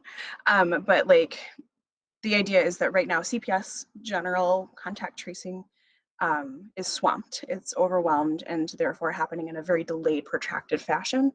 So part of the agreement does include language around training for and implementation of school-based contact tracing. So hopefully that answers that question from the YouTube chat. Thanks, Ellen. Lenny? I wanted to thank Rachel and the Health and Safety Committee for all your work and for working with the administration to get 5,000 masks, and then AK for also supporting more masks. I was very concerned about what happens when those masks go away, even though they are more comfortable. After a while, they need to be changed out, and we don't know what the end of this is going to look like. And also, I support all the teachers on this call and who are listening, in that I believe that this letter is very valuable for us to send out so that we could support even more exactly what Deborah was saying. What is it that we can do as an LSC to support the teachers? And I think the statement could be it, especially what Ellen was saying about negative tests to return. And, as a mom of 2 students at Jones, and we all came down with COVID during the break. I'm still not sure exactly how contact tracing works, but I would love to see some I guess assurances that we are doing all that we can to figure out and to keep others safe as we get through this surge. And the question that I had, I guess, because I did notice in the letter that it said something about a part of the school doesn't have windows that open. And so I guess I'm just wondering from Dr. Powers, is that part of the school that does have air purifiers provided? Yeah, all rooms in the school do. Thank you. Any place where there's a multiple use of people. Thanks, Lenny. Thanks, Dr. Powers. And Roberto?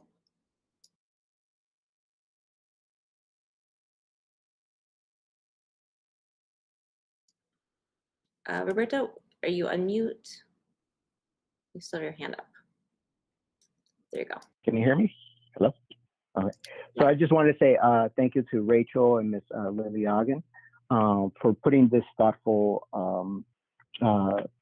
resolution or letter together, and the alderman for being here, the alderman's office for being here. I guess I think the letter has some value, but I'm also concerned if it conflicts with some of the agreements that have already been made between the CPS and CTU. So, Ellen, I think that you mentioned something about this tentative agreement of 30%, 40%, 50%. And here we're saying it's anything greater than 15% of teachers that are absent and there are no substitutes. I'm trying to figure out whether it's better not to, if it would be better to align certain things so that way it seems like, you know, agreed on somewhat on the metrics and not causing too much of a wave here. And so I think that's my concern. It's just making sure that we're aligning ourselves with the tentative agreement that's there. And then just with the opt-in, opt-out, you know, the district and the CTO didn't come to an agreement on that. And it's currently an opt-in situation. And I think to uplift this negotiation, I think that we could add that we want the school and whatever the alderman can do to run a campaign to encourage more family members to opt in, right? Instead of trying to go back to opt out or promote opt out where we know that was not resolved. So maybe having a campaign just promoting families and encouraging families to opt in, to get their kids tested, to be randomly selected.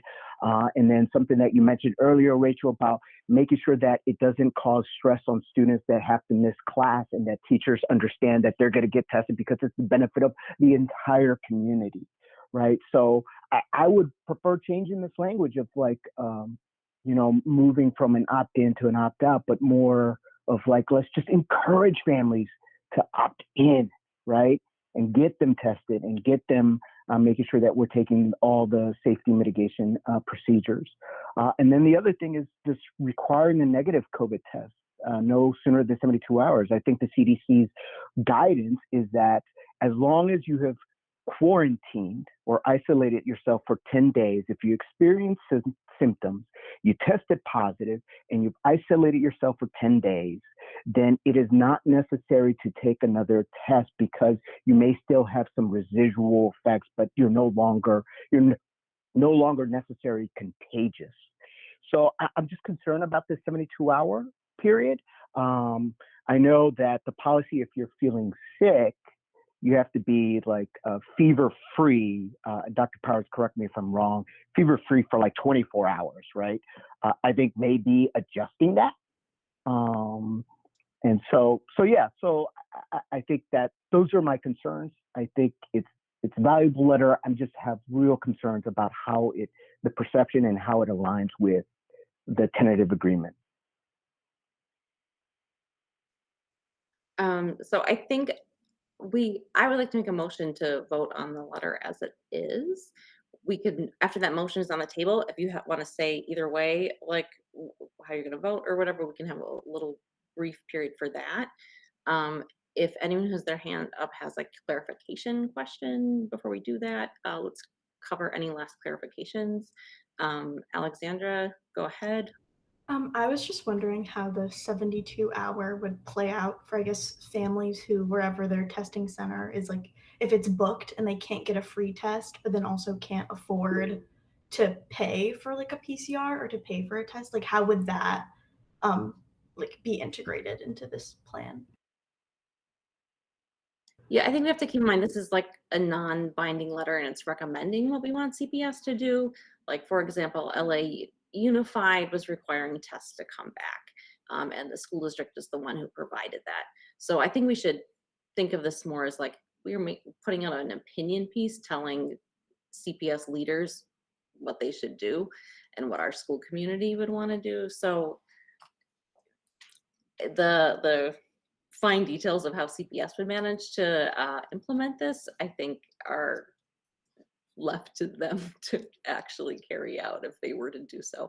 And that's kind of the case with the opt-out too versus opt-in. I mean, to be honest, if everyone in CPS was opted in by default, and then you had to opt your child out, and suddenly they could test 90% of kids, I don't know if the district could handle that either. Hopefully we'll get to a point where we're pushing on that, but the realities of some of this is not super likely. But I think, so to Roberto's point, I think it's fine to show as a school community that we want more than was finalized in a negotiation between CTU and the mayor. And what's this last chat thing? Sarah, YouTube chat, contact tracing, CPS only notifies families if the student was within 3 feet for more than 15 minutes in an hour and quarter or 1.25 hour class. Most of the class should be considered a close contact. That was from the YouTube chat.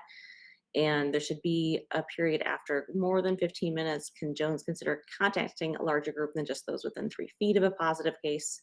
And 3 feet is not 6 feet, which some of the original guidelines were. So let's save those questions till after we discuss this. I'm going to motion that we vote on this letter.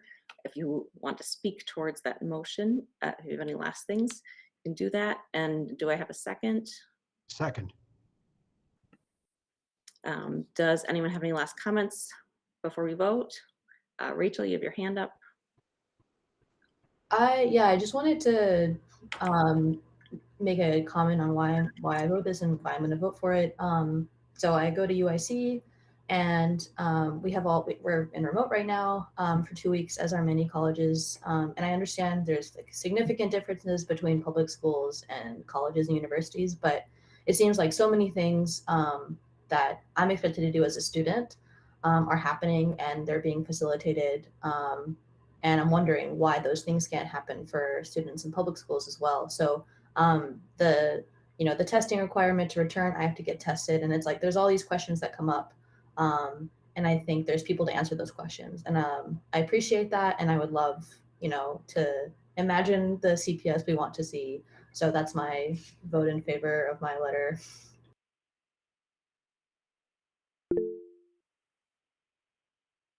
And Roberto? I just want to make it unequivocally clear here. I support the teachers. I support Ellen. I support Kim. I support the staff. I support our student safety. So I just want that to be clear on the record. I am in your camp. We protect you.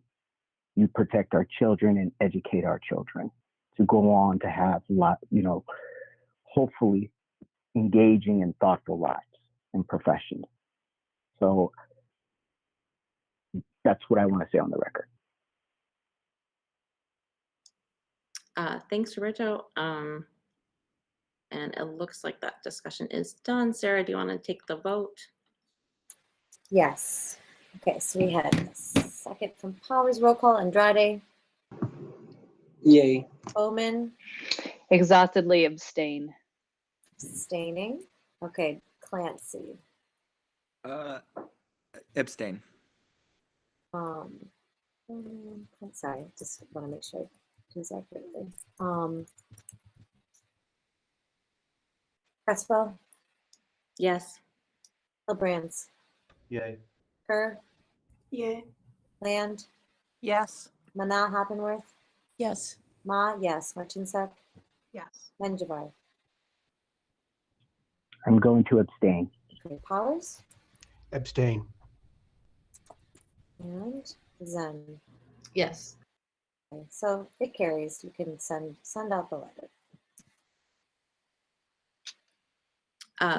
Thanks, Rachel, for your work on that.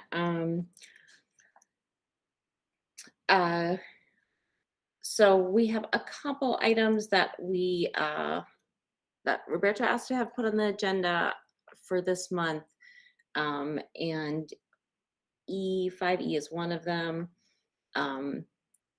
This is the 5 essential survey results for 2021. Some of this was discussed by Dr. Plunkett in her report in, I think, October. Not the full report. This is really a very crucial tool for school planning, for school improvement. It's unfortunately, it's sort of become a high stakes factor for schools, so that's sort of distorted things a little, but it does still have a lot of valuable information in it. I think Rachel was hoping for a discussion of aspects of it that were not covered in the CIWP. So maybe for what we could plan for a future month is, I mean, we could have a couple of us just put together a little PowerPoint and talk about what's in there. And could talk about it with Dr. Plunkett, since it sort of fits into the CIWP sort of, or the best area, I guess. And just then be able to have a better discussion of it. And I don't, hopefully everyone has seen it and read it and taken a look at it, and then we can, it should be sort of driving some of our questions about school planning, basically. So Sarah has put it there in the chat. Roberta, have you had more specific stuff that you'd want presented on it? Do you want to share that now? Yeah, so really, I know Dr. Plunkett gave a high-level overview of the 5 essential surveys. And I just want for the next LSC meeting, if Dr. Powers and his team can just talk about some of the areas of improvement or areas of growth and how his team is planning to address that and what the plan is. So, for example, in this 5 essential survey, it shows that the effective leaders is weak, and the collaboration between teachers and leaders is weak. And so I just want to know how Dr. Powers and the administration team is going to address those areas, and so that we can really just uplift and make this school stronger. So I think that's what I would like to hear for next month. Yeah, I think that would be fine to have, especially as a written up report or like some sort of analysis, a couple slides ahead of time, and then we could discuss it at the meeting. Would be great. But you know, because I don't think we've had any discussion of this as a school, and I think it's important. Yeah, most schools live or die by this thing. Like, you really go through it and you tease it out and you show how you're going to improve those numbers. And I'm just really interested in focusing on the weak areas and just trying to address that. And what does that data mean? Yeah, I think this is important to keep in mind. In May, we're supposed to vote on a new school improvement plan. And so I think this is an important thing to look at as you decide what priorities are going to be in that CIWP. So looking at this data now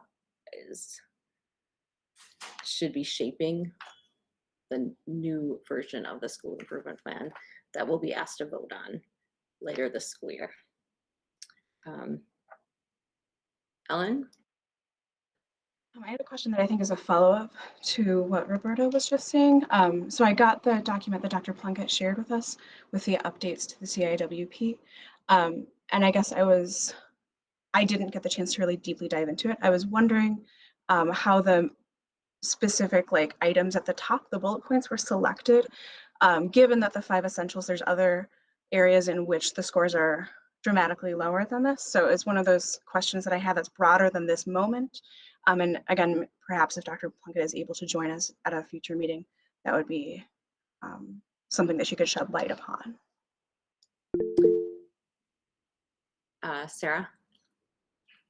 Yeah, additionally, who is on that team, CIWP team right now? I know Elaine, because Elaine reached out to me and wondered, since she was unable to be here, she hasn't attended any meetings. So she's just wondering if she was still on that team, and if they are meeting, can she be included? Or I'm not sure she's able to be included, but.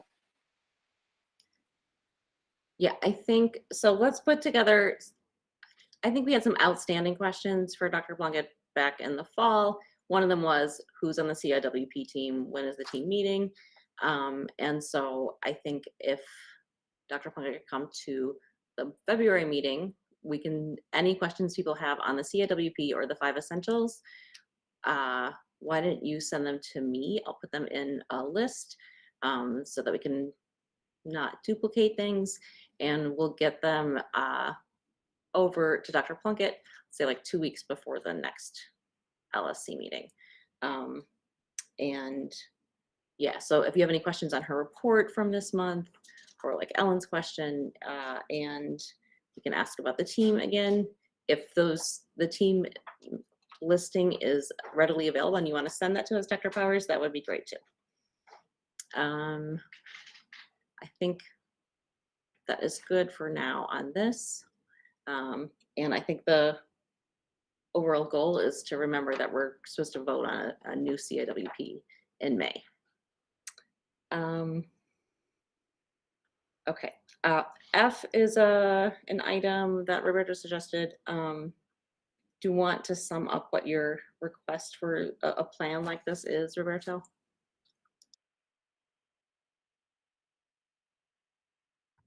Sorry.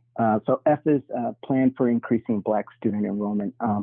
So this is based on the Dr. Powers' principal report in December that he provided information based on the number of students that are admitted to Jones through the principal discretion broken down by race. And so as we have discussed, as this LSC has discussed many times, and the previous LSC before we took our seats has discussed many times, there's just been an alarming decrease in the number of our Black students at Jones. And we understand that the selective enrollment process, the criteria that was in place, there's really no room for Jones to have a factor in it, but the principal discretion is, there is the principal discretion is a way to try to reach students who may not have hit that the cutoff scores, but we're on the cusp, and to try to take a holistic approach and trying to get them in Jones. At least that's my general understanding. So based on the principal discretion data from 2020, 2021, 2022, if I understood this, so that's a total of 63 students between those 3 years, 49.2% of white students were admitted through the principal discretion. 14.3% were admitted, 14.3 Hispanic or Latinx students were admitted through the principal discretion, and 17.5% of our Black students were admitted through principal discretion, and 11.2% of our Asian students were admitted through principal discretion. And I bring this up because currently, the demographics, at least according to ISB's records, for 2021, there are 40.6 white students at Jones, 11.3% Black students at Jones, and 29.2% Hispanic or Latinx students, 14.5% Asian students. And so we have seen a dramatic decline in the Black students, but the school has grown exponentially over the 10 years. So you try to wonder, well, where did that grow? Where is that growth, right? And that growth has happened in our white student population, and our Black student population has decreased. And we can say the selective enrollment and the consent decree, when it was lifted, sort of created that atmosphere. But I think the principal discretion was to try to make sure that schools try to maintain the diversity of their school and try to bring in students that may not have had the same resources as students who live in a community that has an abundance of resource. So I just want to hear what the plan is. What is the concrete actionable steps that Jones is going to take to make sure that we maintain the diversity, or actually increase the diversity of our school, and specifically with our Black students?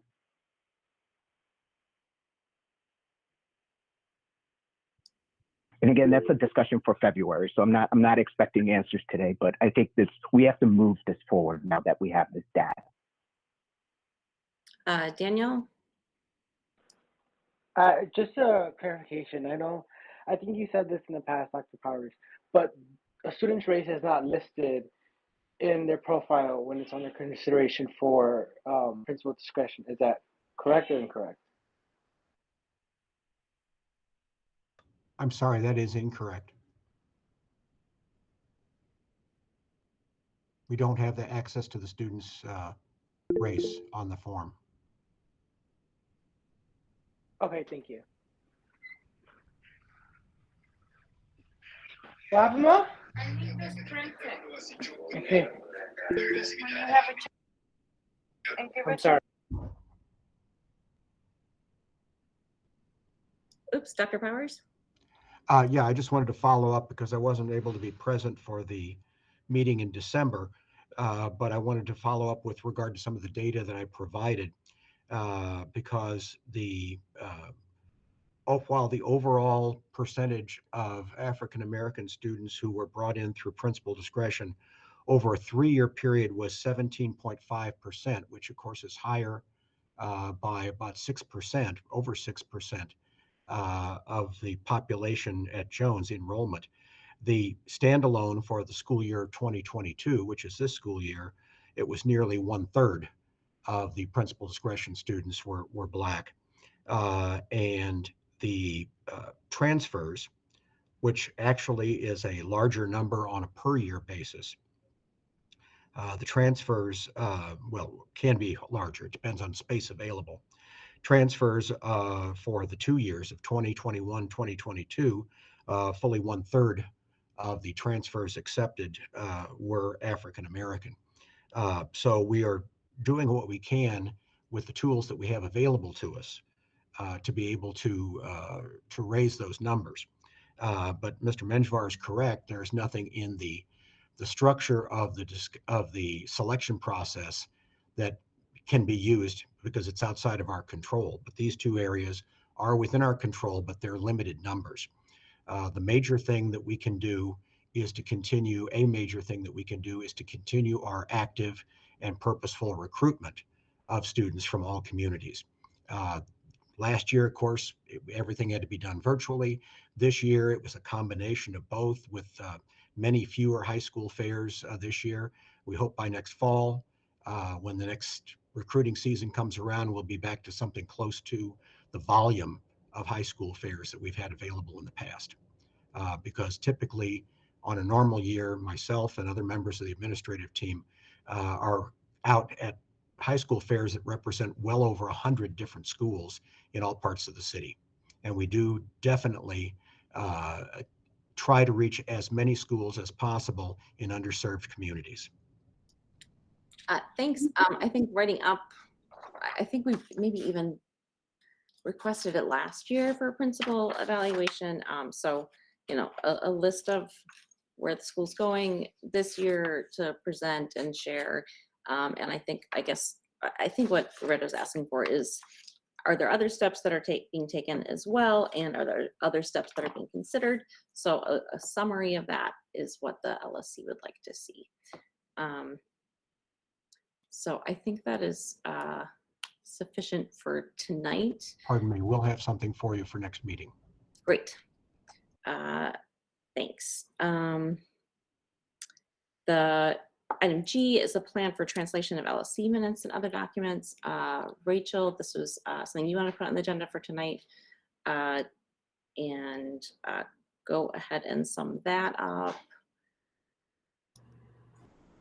So I reached out to the Office of Equity, CPS Office of Equity, to ask about, and also a LSC connection listserv to LSC members across the city to ask about translation of LSC documents. Sarah puts together minutes for every meeting, and they're pages and pages long. Our meetings are conducted in English. They're several hours long, and we provide updates to the school community over email, and yet none of these documents or communications are translated. This, in spite of the fact that we know there's a significant minority of families at Jones whose first language is not English, and who speak a language other than English at their home. So my question to CPS, which I think other schools have also asked, is there a budget for translation of LSC documents in particular? Because I know we talked about we set aside money for translation for the school, but I'm pretty sure those funds can't be used for LSC meetings or anything related to LSCs. And so some schools fundraise, they put on fundraising campaigns, or they ask for parents and staff members to volunteer to translate.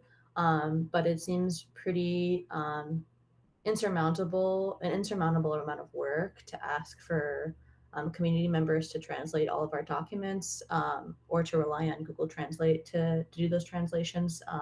Because if you've ever been in a language class and tried to use Google Translate, you know it's just not it. And so yeah, I think the school community deserves better, and parents have told the LSC specifically they want to hear from us in their native language. So I think it would be cool if we could try to figure out something out.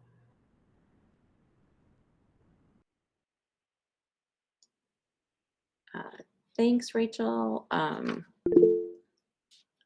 William?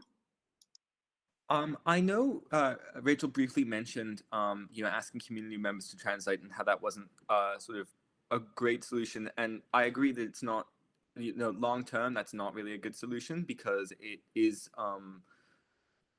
it's not a permanent fix.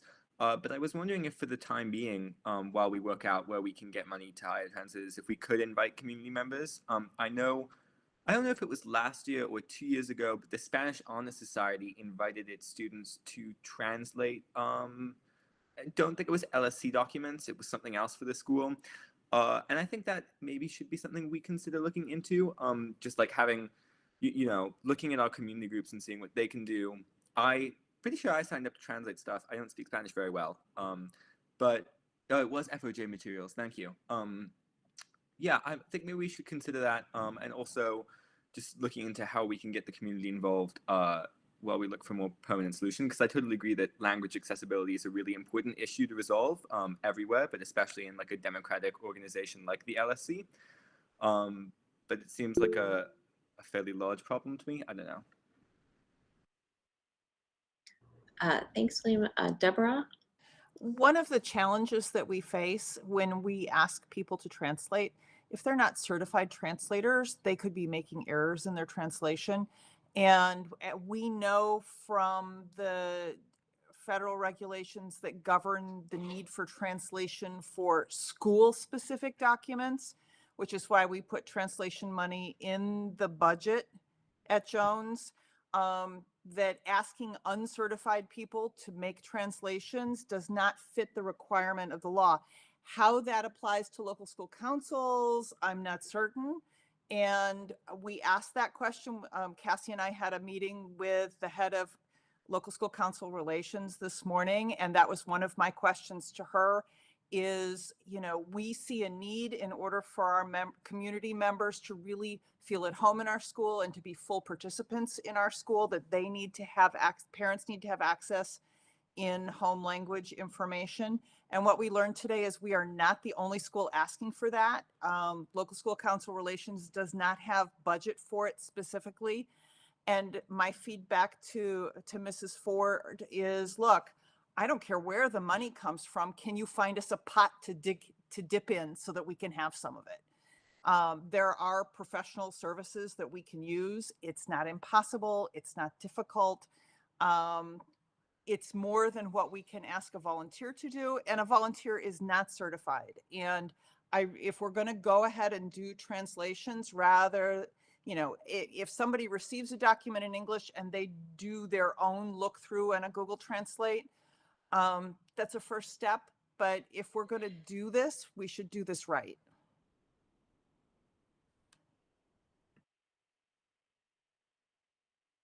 Rachel has some comments in the chat. Let me go through them real quick. That she's been doing some of the Spanish translation for LSC agendas. and she knows that her translations aren't awesome.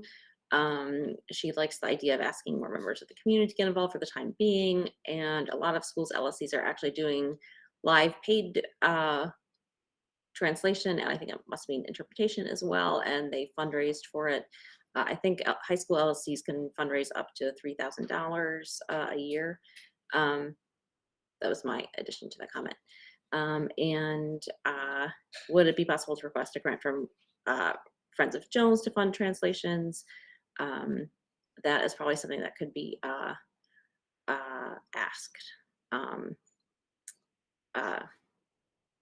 Yes, sorry, Rachel, I think I used she there instead of they. And yeah, so I think we've kind of like go over this in the past, and we don't really have a great solution. Do we have a motion that we want to make on this tonight?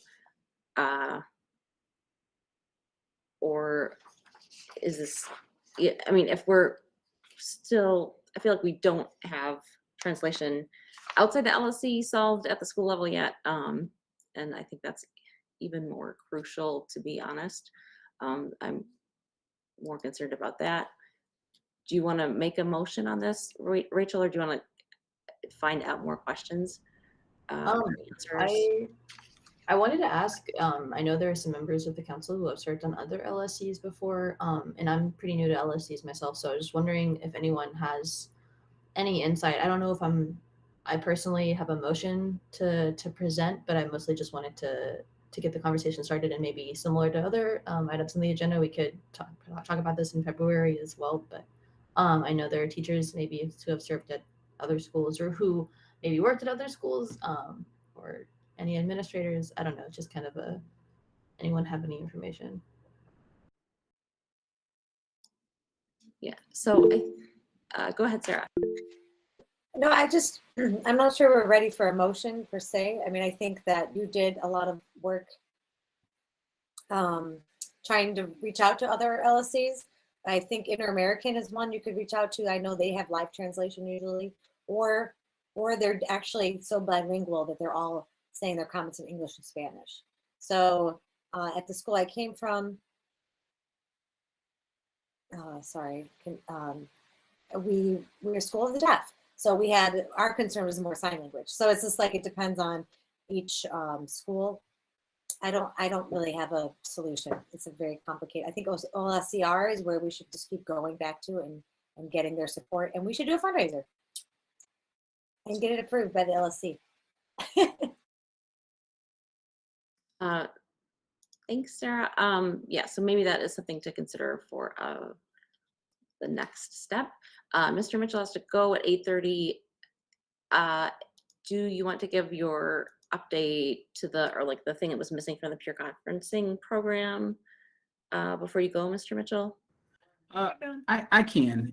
I mean, really, truly, I can just add it to the report, because in the report it currently states that I get the information from Mr. Feely and Ms. Lalagan, and I was unable to touch base with them prior to the submission. So now that I've touched base with them, I can just add that in the report rather than take the time here, due to the interest of time.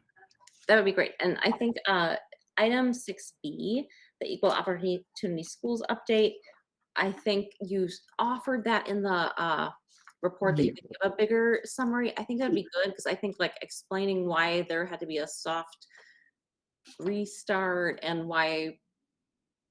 That I can explain right now, because that had nothing to do with the school. That is district wide.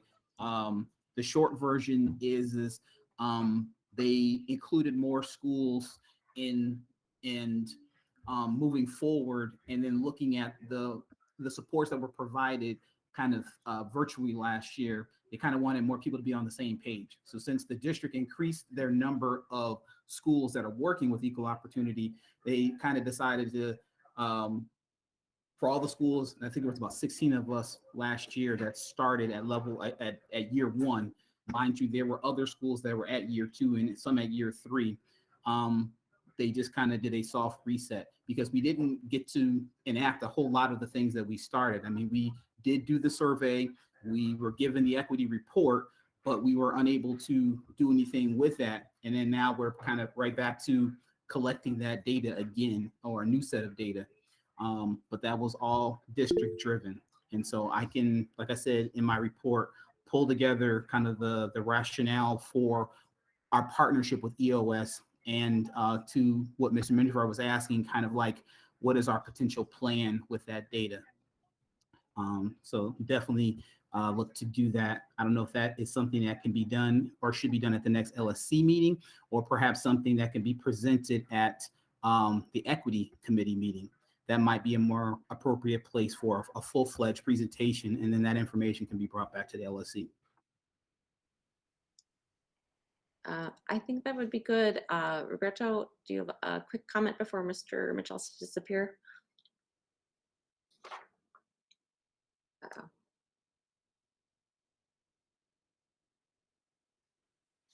Can you hear me? Yeah. Okay. Hey, Mr. Mitchell, it's good to see you. So yeah, so I asked for this to be on the agenda today, so that way, just to tee it up for you for next meeting, for our February meeting, just to talk about the EOS data and how we're using that data. You just said that, and so I was like, yep, that's exactly what we want to hear, at least the LSC, and so that we can go through that. And I know Councilmember Elaine Buggs has talked about the AP classes and increasing students of color, or encouraging more students of color, and making sure that more students of colors have access to those AP classes. And I think that's one of the main goals for the EOS, is trying to understand the data, try to bridge those gaps, and make sure that it's that students have access to that. So yeah, so that's what I'm looking forward to in February. Just try to get a more comprehensive overview of what's going on. Great. One last point I do want to emphasize. An email went out before the break to students in terms of participation with this survey. Whatever work we do with EOS, it is imperative upon the data that we receive. So the higher percentage of students and staff members that complete the survey, the more rich data we'll get, and the more impactful it will be. Last year when we did the survey, we got close to 80% student participation and close to 40% staff participation. During the soft reset, and I did address this with the district, we have not had the same level of success. And I think that's part of the rollout, but I did just want to acknowledge that that's some of the work that we're doing. The survey is still open till the end of the month, and there will be kind of an additional push. So you may see emails being kind of put out there, just encouraging. It is, opt-in. It's not mandatory, but if people want to have a voice, students particularly want to have a voice in kind of instructional practices, this survey and the information that's gleaned from it is a great way to provide that support, particularly as it centers around AP classes. Thank you, Mr. Mitchell, for that. And Ellen, just one quick question. I hope that the EOS survey also covers the textbooks or the texts that are using, because this has become, we've seen, at least in the AP social science classes, the U.S. history classes, that it's not representative, and it can be outright offensive.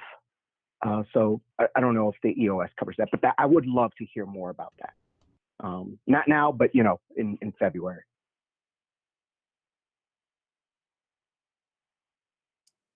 Thanks, Roberto. Ellen, go ahead. Thanks, Mr. Mitchell, for clarifying that soft reset. I think it's really helpful to have that communication directly. I think in general, like if a survey is conducted and then kind of at dead ends, it's really tough. It's a tough ask for us to complete. I mean, I think I completed it all right, but in general, it's a tough ask to have people complete it again, because there's a little bit of lapse of trust. And I'm not saying that's with you or with our administrative team at all, but with EOS, this outside partner, we're kind of like, well, you left us hanging, so why should I trust you this time around? So I appreciate some of that clarification. I think if we can be specific, the more specific we can be, the better in like getting that buy-in. But I appreciate that you're already like talking about this campaign, because like if we don't have the information, we can't really do anything, but it's also something worth acknowledging that like if people share their thoughts and then it doesn't go anywhere, it's understandable why they'd be more cautious about sharing again. Thank you.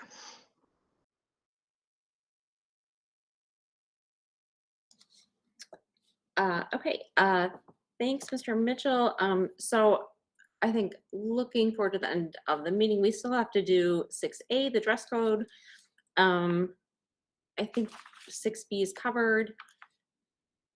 C, D, and E, I think are pretty fast. So why don't we take a little break now? We'll do the dress code, and then the rest of old business, I don't think will take very long besides dress code. And reports, people can just do any highlights of anything that's crucial to share that didn't come up in the various business items. So let's come back at 8:35, and I will see you all then.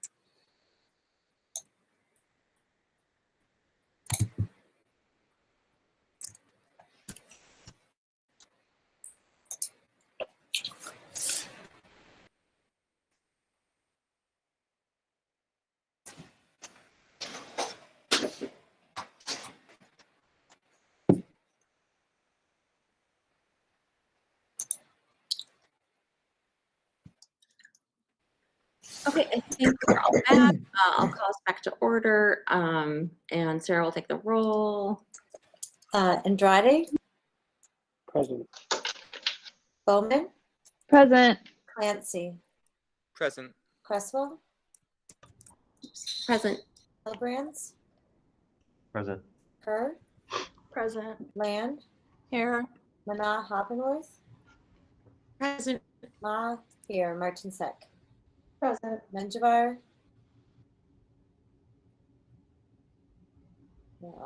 Powers, Here. Zen, Present. and Here. thanks. And Violetta, I got delayed Menjivar. That's good. And Violetta's not here, correct? Okay. It does not look like it. Okay.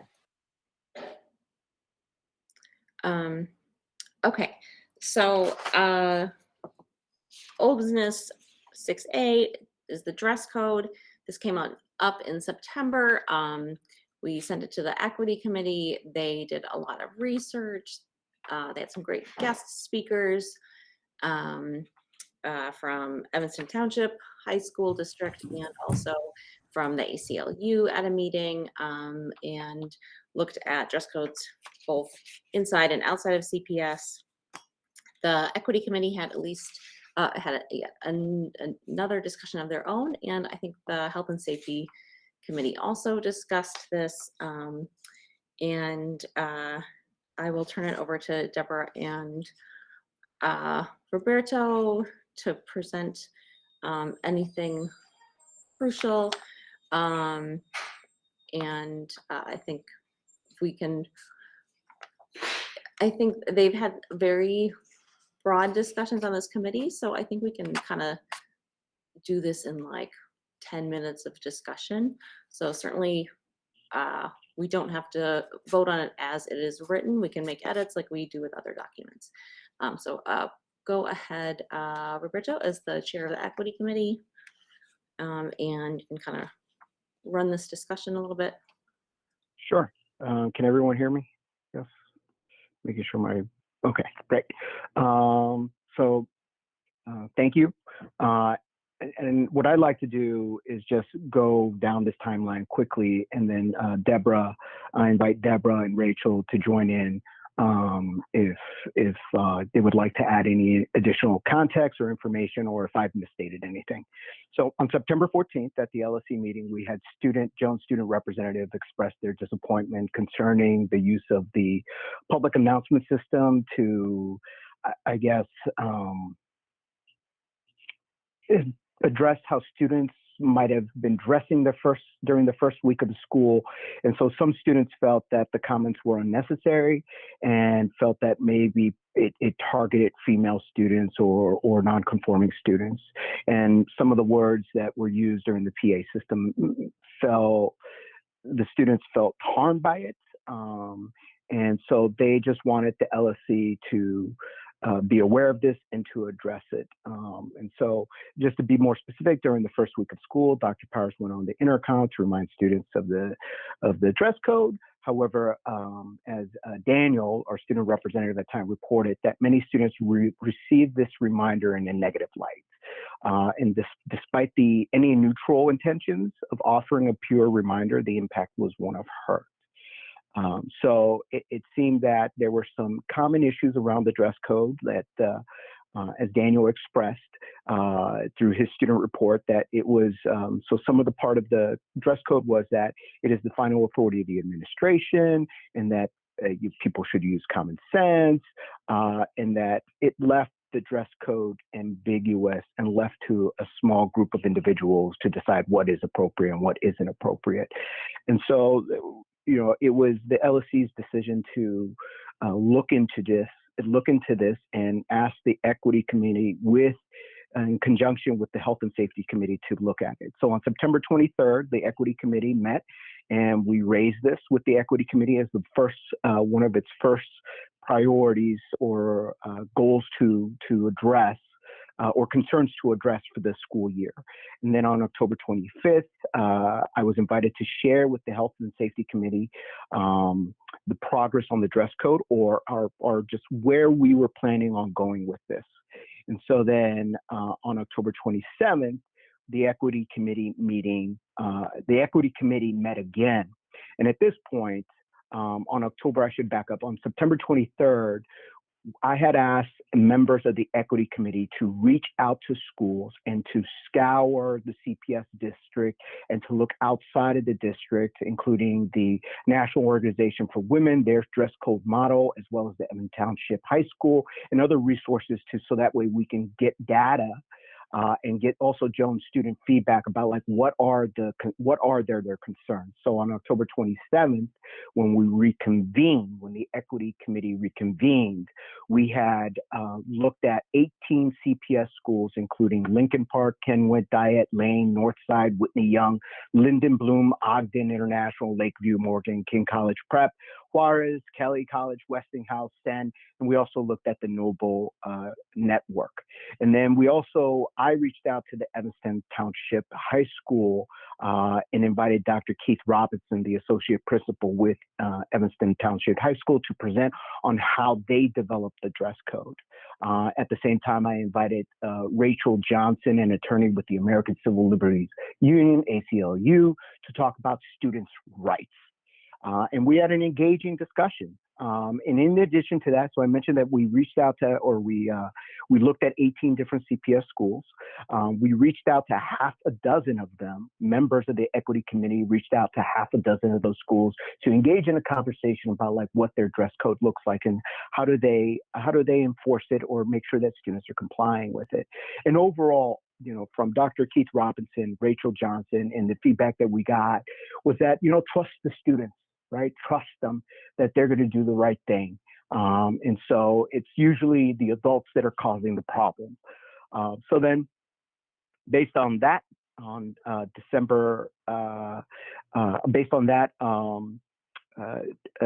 few members of the equity committee took on the initial work of drafting this proposal, and that was led by Parent Representative Deborah Land, Parent Representative Gladys Nava, Parent Representative Radiah Smith-Donald, and Community Member J.Y. Sun were leading co-sponsor of the proposed dress code. So they put something together, and on December 9th, the Equity Committee met again to review the proposed dress code. And overall, and we also got, it seemed to be a very thoughtful and positive dress code. We got feedback from students through our student representatives, including our student representative for the Equity Committee, Debbie. We got feedback from students directly, and they wanted to remain anonymous. And overall, they thought that it was a good, thoughtful, proposed dress code. And I captured the feedback from the Jones students on a separate worksheet, which I don't have access, but I can put a link in there so everybody can read what some of the students said. So this is where we are. This is where we have landed. We have worked on this for 3 months. We have received information. We've gotten feedback from Mr. Mitchell, the assistant principal of Jones. He has participated, I believe, in every single session or committee meeting that we've had. And then on December 14th, once the Equity Committee felt great about this, we sent it over to the Health and Safety Committee for their input. And I, again, was invited to present on the proposed dress code. And, Rachel and her team collected whatever feedback was there. And I don't think there were any real significant changes. So this is where we are. And so this is what we're presenting to the LSC to vote.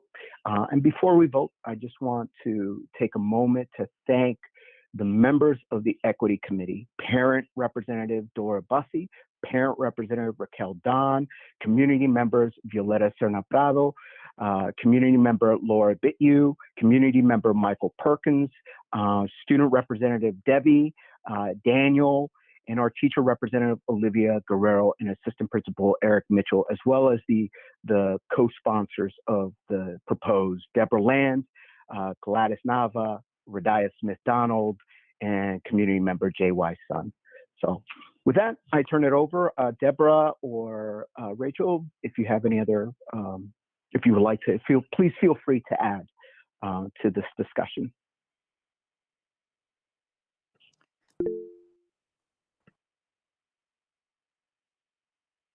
Oops, go ahead, Rachel. I wanted to just add really quickly. I put this in the Health and Safety Committee report, but there was some discussion at the Health and Safety Committee meeting on item number 2. As students at the meeting wondered how that might be interpreted. There's also, I just want to say, Dr. Plunkett asked to have been included more in the drafting process, as the enforcement of this dress code will fall on administration and staff.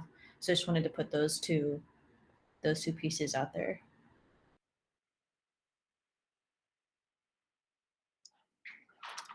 Thanks, Rachel. Deborah?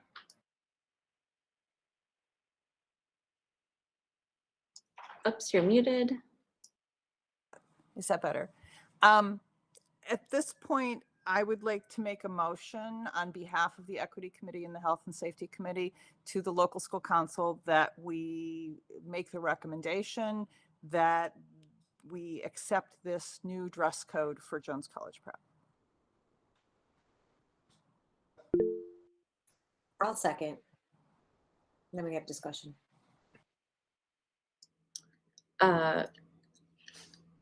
Alexandra?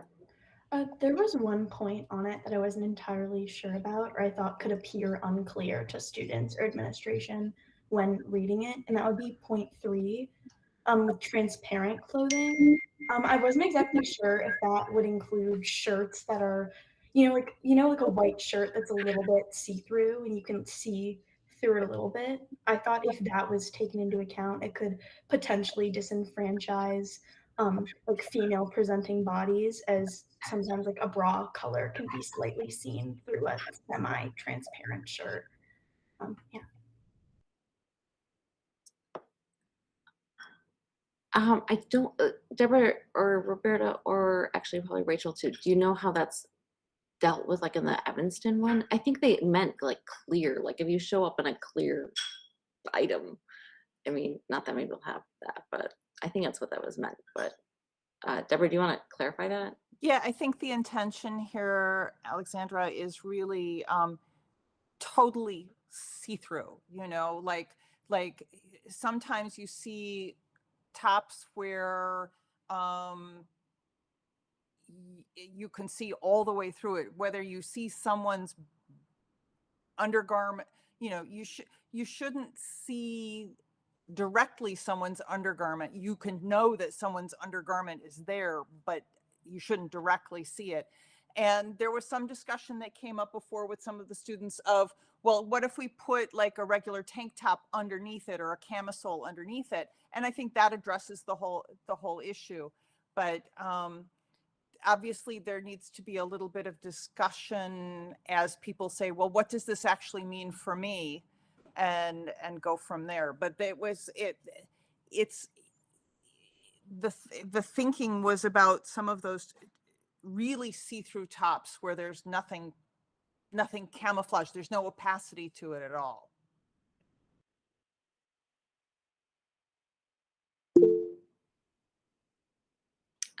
Thanks, Deborah. Dr. Powers? I'd just like to wait until the rest of the comments are made or questions. Roberto? Yeah, so Alexandra, that's a great question. I think the consensus of the Equity Committee is that these are guidelines, right? These are just to help us frame things a little bit better. And so I think that as long as we trust Jones students, then really we should be able to move about our day and be concerned about more important things, right? And I'm not saying this is important, but I'm just saying like this is just some guidelines so that everyone's on the same page. And ultimately, it's to have a conversation. It's to engage in each other with students with students and students with adults and teachers and administration and our counselors, right? And we just want to make sure that, hey, here's some guidelines. These are not hard rules, and we have to give each other some grace and flexibility and trust the students.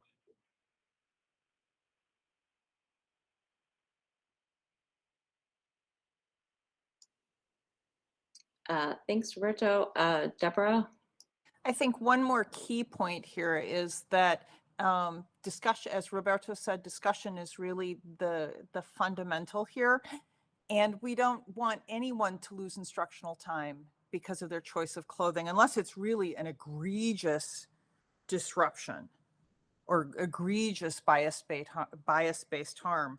And that's really the protection that we want people to have. Is this, it's about a conversation, here's some guidelines, but nobody should be disciplined or pulled out of class because of what they're wearing to school.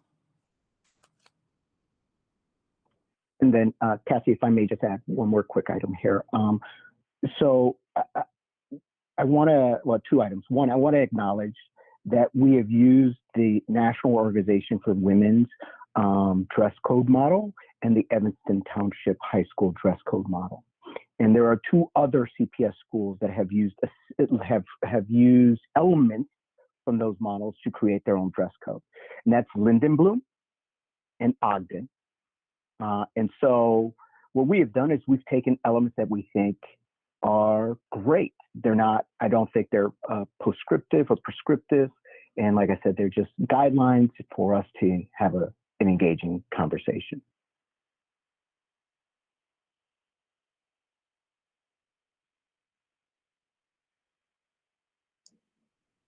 Lenny? Thank you to the committee who worked on this. And I just wanted to clarify, Roberto and others who worked on this, that the reason why this dress code was researched and put together, and the reason why you are looking for the National Organization of Women for guidance is because we don't want people to lose instructional time, but also often the reason why women are, how do I say this? I feel like the reason why you looked to now for guidance is because of what we also need to do, not only about our dress code so that it's clear, but also talk about consent. And I hope that it is clear through the mission of this document. I think that it is, but I feel like exactly what Deborah was saying, this can't be the beginning and the end of all of the issues that come up around dress codes. And I hope that the administration and staff and teachers are also looking to create a community and a culture where people can dress and comfortably in the way that they want to express themselves, and not feel like if in case there was happened that was related to harassment of some kind, that they might be told, what were you wearing that day? I just hope that that is being taken into consideration. Thanks. Thanks, Lenny. And Daniel?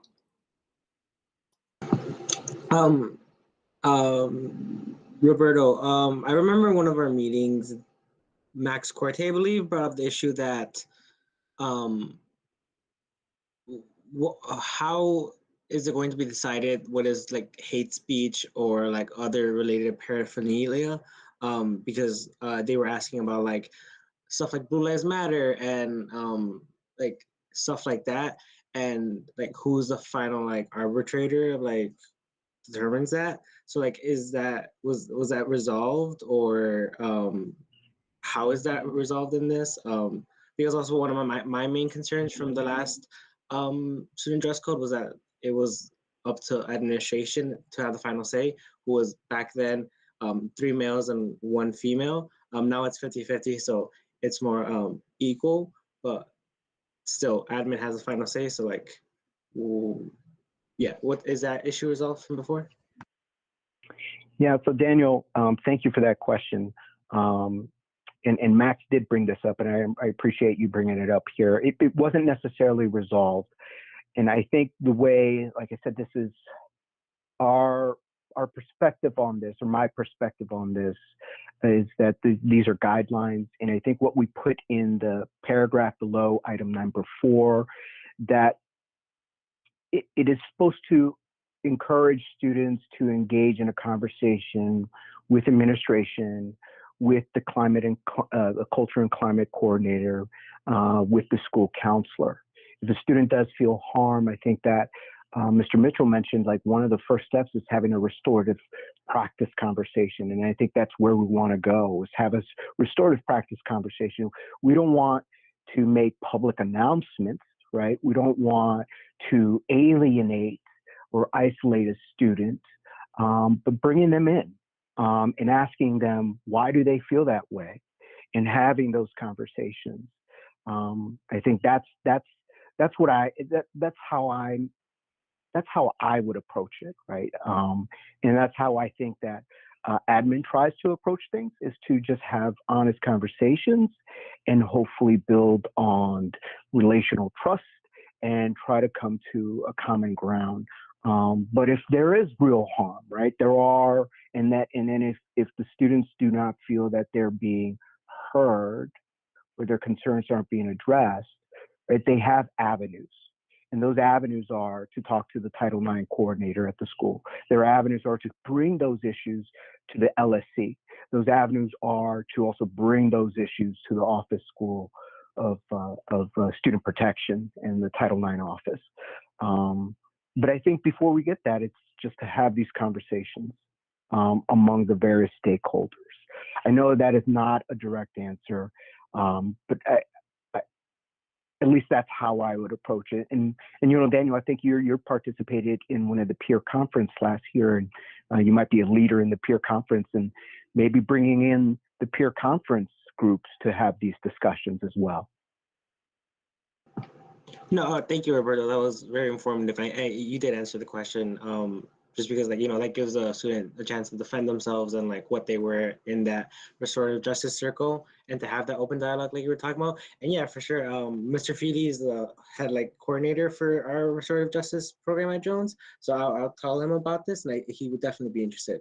But thank you again, Roberto. Great work, by the way.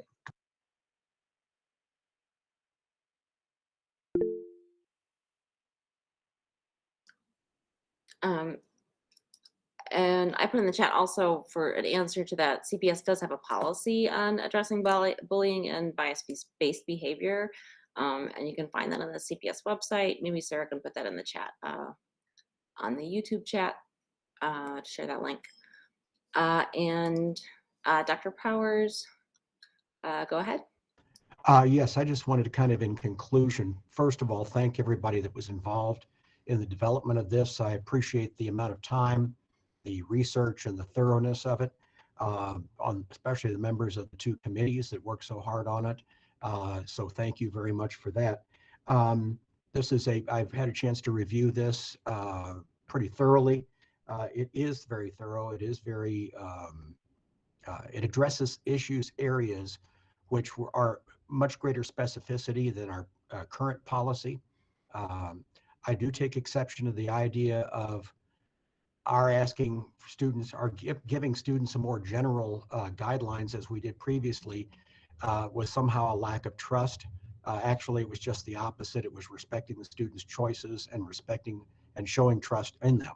That being said, it clearly was not satisfactory to a number of students and others. So looking at the new policy that has been proposed here and recommended to the school administration, we will look at it thoroughly. We will take it under advisement, and we'll be utilizing it as we develop our handbook for next year, and what we are going to be doing with regard to our policy even during the current school year. Want to make sure that everyone understands that we do have an opportunity here to look at some very good input, and we want to make sure that you understand that we will be looking at this seriously and moving forward in the coming days and weeks.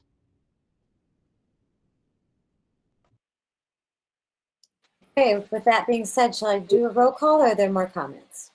Can you restate the motion, Sarah? Because I thought we were voting on this as the Jones College Prep dress code, and I think I've lost that thread where people, like Dr. Powers, are you saying that you are thinking of this as an advisory vote? I think it's a binding vote. My understanding is the only time that a dress code vote of the LSC is necessary and binding is if it's a decision about a school uniform. That's the advice I received from the Office of LSC Relations. And as a result, I'm going on the assumption that this is valuable input. It is something that we're looking at and will look at and may take it in its entirety or may tweak it in some way, but we haven't had that discussion yet. So again, I go back to what I was advised, that it's a matter of, if it's not a matter of school uniform, it's not a policy decision by the LSC. I'm just looking at the guide really quick, just to, oh, sorry, my computer is literally.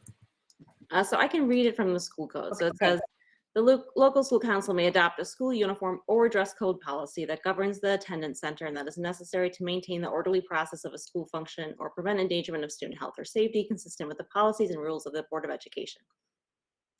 A school uniform or dress code policy adopted by local school council, et cetera, et cetera, et cetera, like shall not be applied in such manner as to discipline or deny attendance to a transfer student, school uniform or dress code policy, blah, blah, blah. I don't understand.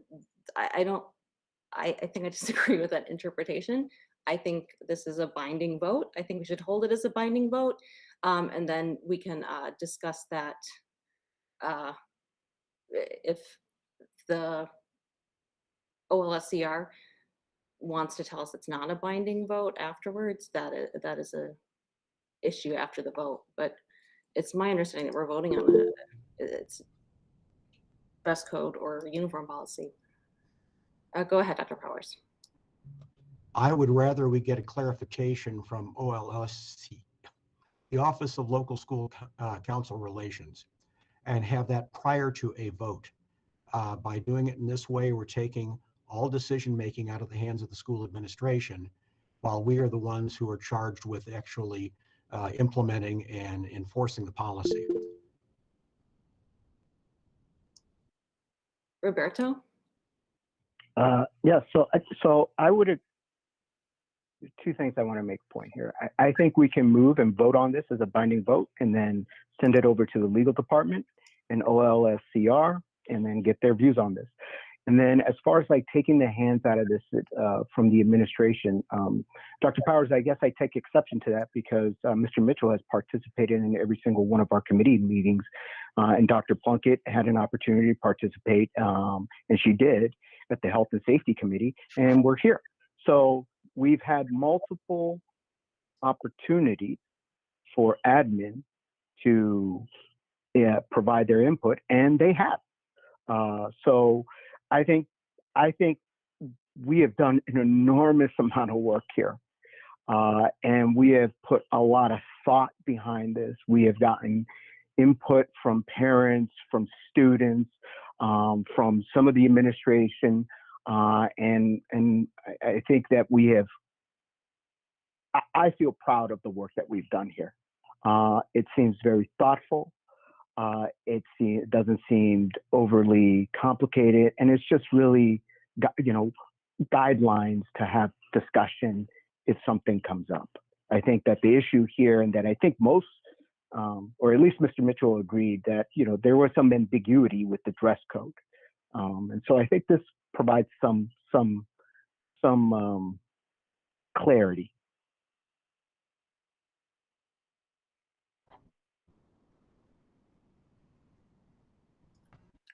Thanks, Roberto. I would also like to remind everybody that we already had this discussion in September before we sent it to the Equity Committee. I'm not sure why this information was not, if you thought this was not going to be a legal vote tonight, Dr. Powers, you didn't want to mention that before when you saw the agenda. I think that's very interesting. And I will share the document in the chat that we actually shared back at the September 14th meeting with the stuff in the dress code. So yeah, I think, I don't know who made the motion already. Was that Sarah or Deborah? Deborah made it, and I seconded, and I think there's a lot of evidence in the chat. I think we're taking this vote, and then you can vote yay, nay, or abstain. And I think I'd like to hear the motion stated very clearly. Okay, sorry. A binding vote on the dress code, and this is what that Deborah, do you want to restate the motion?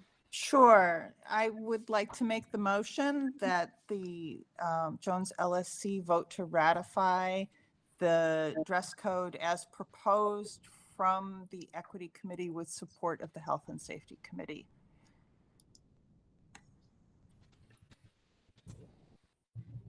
I'm just writing it exactly down.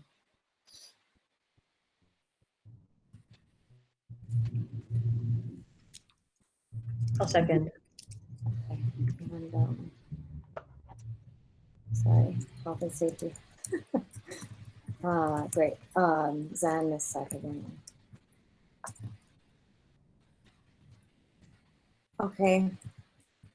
All right, slow here. We'll do a roll call. Andrade, Yay. Bowman, Yay. Clancy, Yay. Rena Prado, Yay. Cresswell, Yay. Brands, Abstain. Land, Yay. not Hoppenworth, Yay. yay, Martin Sec, Yay. Menjivar, Yay. Powers, Abstain. Zen. Yes. Okay. I think you skipped me. Oh my gosh, I'm sorry, Kerr. I see you there. This is Kerr. Yay. Thank you. Thanks. Please always call me out on that kind of stuff. Anyone else? Okay. Thank you, everyone, for all your hard work.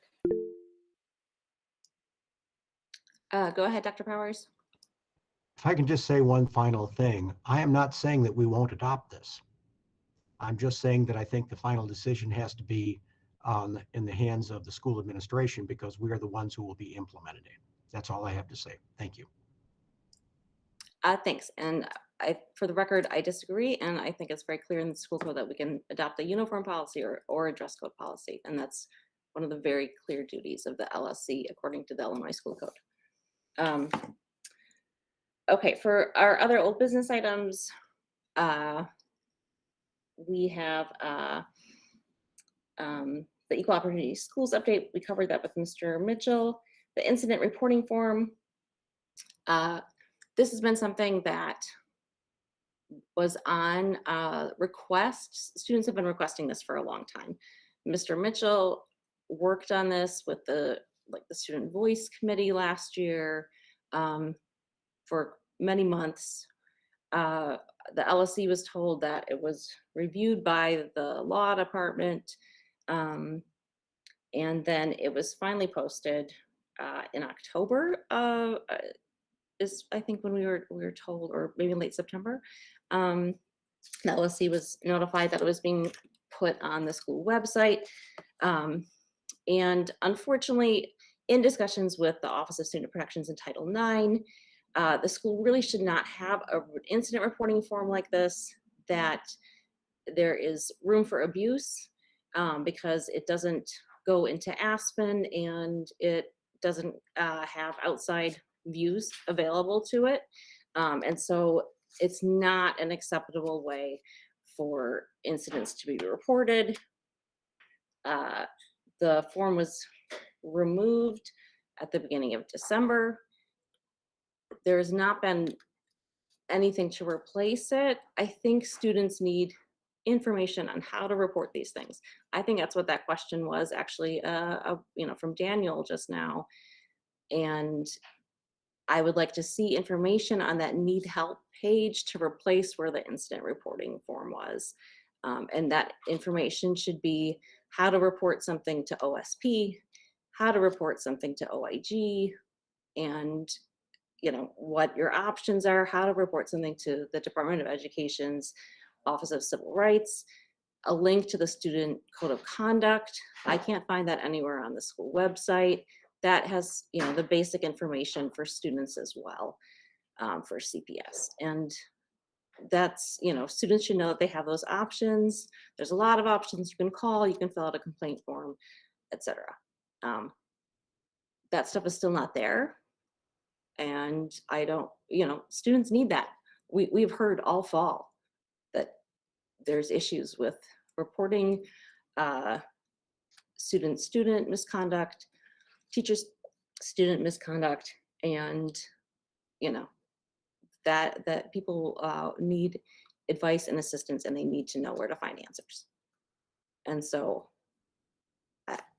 this is just trying to explain to the community, the school community. I didn't see any explanation go out to students or parents on where the incident reporting form went.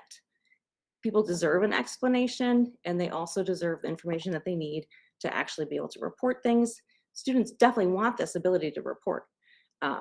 So I would like to see that replaced. I don't know why it hasn't been. I know everything's a mess and everything's, pandemic, et cetera, but like, this is really important. So the student handbook is on the website, but that is not the Student Code of Conduct. And that student handbook, I think, is still dated 2019. I would love to be corrected if I am wrong. So, maybe that's the right place to have this stuff. I think it's actually better to have it more visible than that. But I don't think students know where to report these kind of things at Jones. And I think there's a lot of issues with that. So go ahead, Dr. Powers. We can certainly finish up the process of getting that information on there. All students, by the way, are given copies of the student, what's now called the Student Rights and Responsibilities. So they all receive copies of that at the beginning of the school year. I believe there is a link on the website to that particular document, but we'll double check and make sure that it's there. It's a CPS document. Yeah, and there is, at the bottom of the webpage, there's like, CPS non-discrimination statement with a link there. And that is a helpful site. If you go there, you can kind of like dig in and see where you can report stuff. But I don't think seeing that link is enough to tell students. And I think it was a very good intention to put it on that need help page. So I think that's where it should, that would be great to have it there and have it very clear. Even if it's that link to that non-discrimination site, say, here's where you report things. But people definitely need more information on how to do this. And I think I do remember Daniel saying that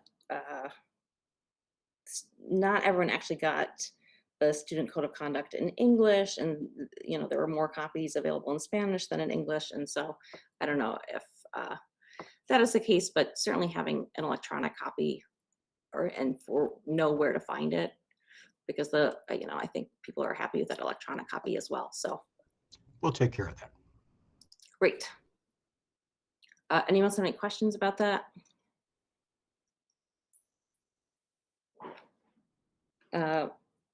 The LSC information requests, Sarah can share that. I just added 3 things.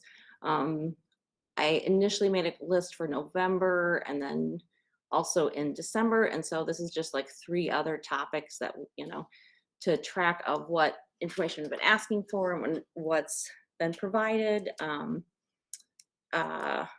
Let me find my document as well.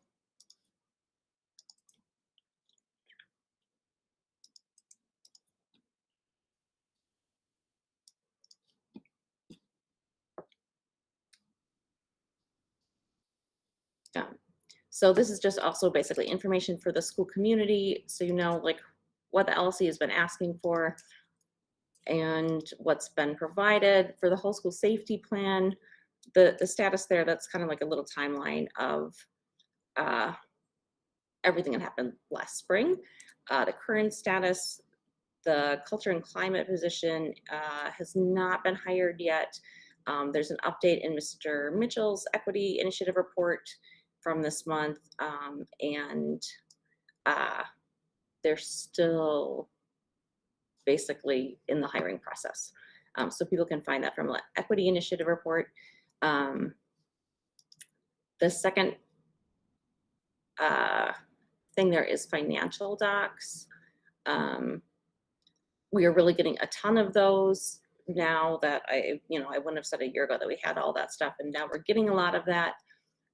So if you want to go a slide ahead, Sarah, if you get a chance.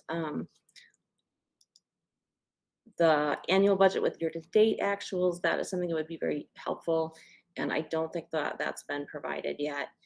Grant award letters, I think that's still outstanding, and having a picture of those is helpful for gifts, grants, and donations, and that is a way for us to actually really know what's being spent and what is available and what the school is funding stuff.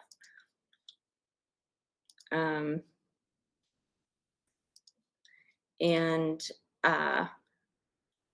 the tech plan stuff, here's sort of the timeline on that. That is super important for figuring out budget, to know what basically what you have for tech, what do you need to have, how long is stuff going to last before it becomes out of date or need to be replaced. And so this is a little narrative of that.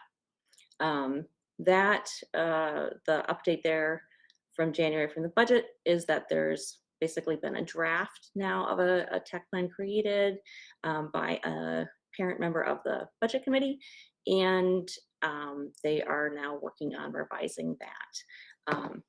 So that's those. I don't have links to these previous ones, but you can find them in the old previous meeting files. So that's really it for that item. I'll try to update these for future months. Someone else wants to work on that, that would be great too. Let me know. And it's just like to have a record of this stuff. Okay, moving on to E. This is, so for new members, we've just been tracking like equity needs and resources. Basically, students had made demands, teachers had made a petition, I think as far back now as 2 years ago, with requests, and then the administration put together a plan in summer of 2020. So this equity needs and resources document tracks all those requests and just is trying to keep track of like what's been done and where we are.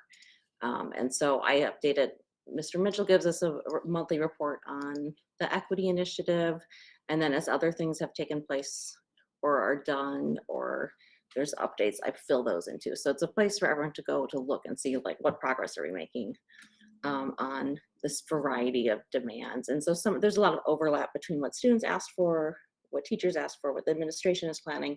And so the kind of rough color coding is supposed to help with that. So some of it is, there's overlap. And then I think maybe a couple months ago, I made like more of a summary one. So if you go back in the LSC documents, you can see that. Okay, I think that's it for that one too. So, you know, D and E are just like, here's this information, and we just need to, we're just keeping it updated. For reports for this month, if there's stuff that we have not covered in any of the business items that you want to make sure the word gets out about, let's cover that now. Deborah, you want to go ahead? I have a question for Dr. Powers in the principal's report. We're here at the principal's report.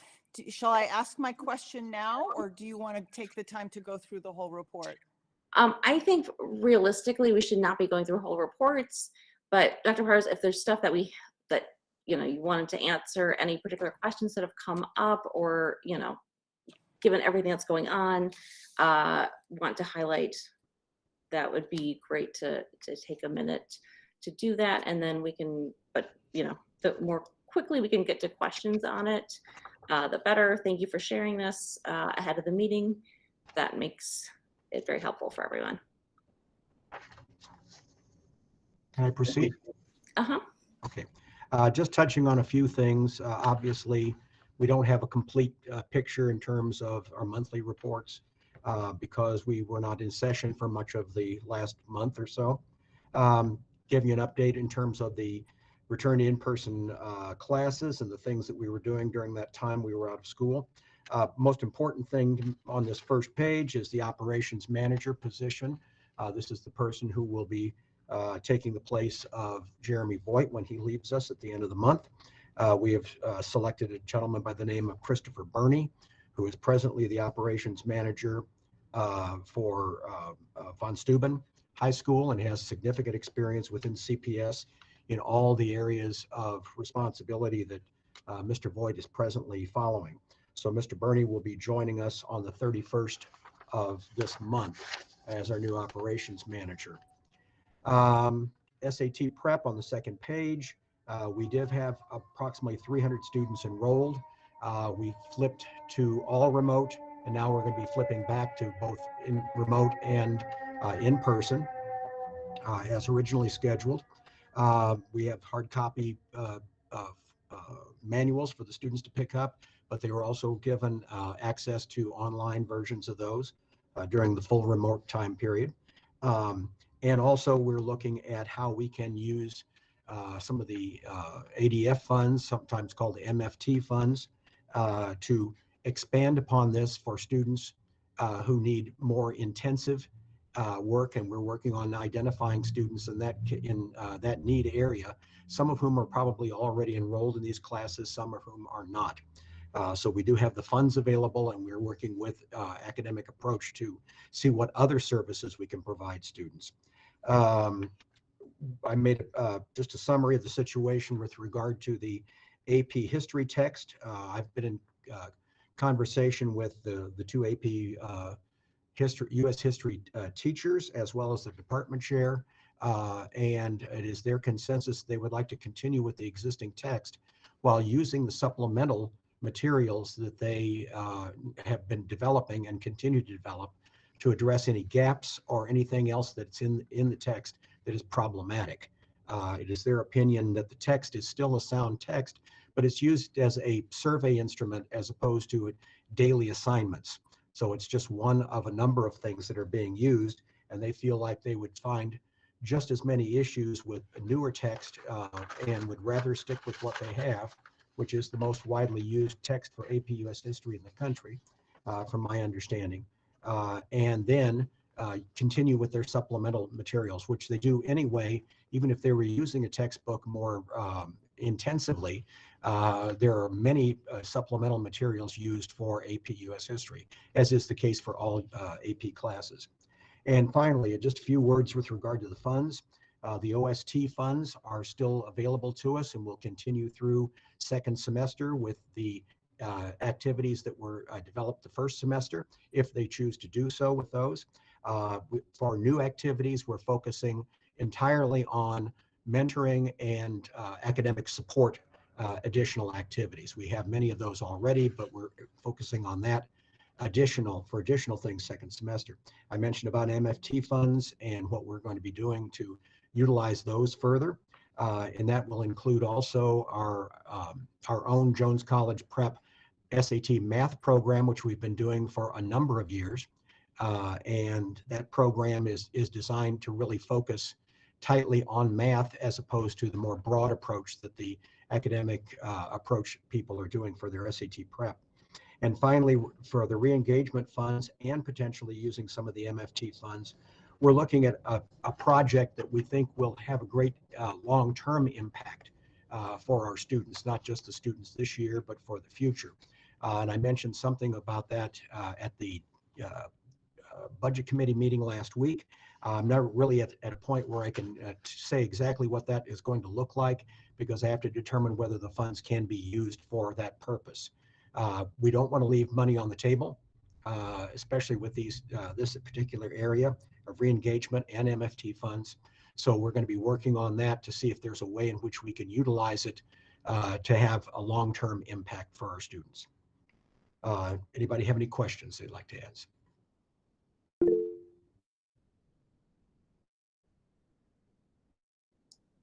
Roberto?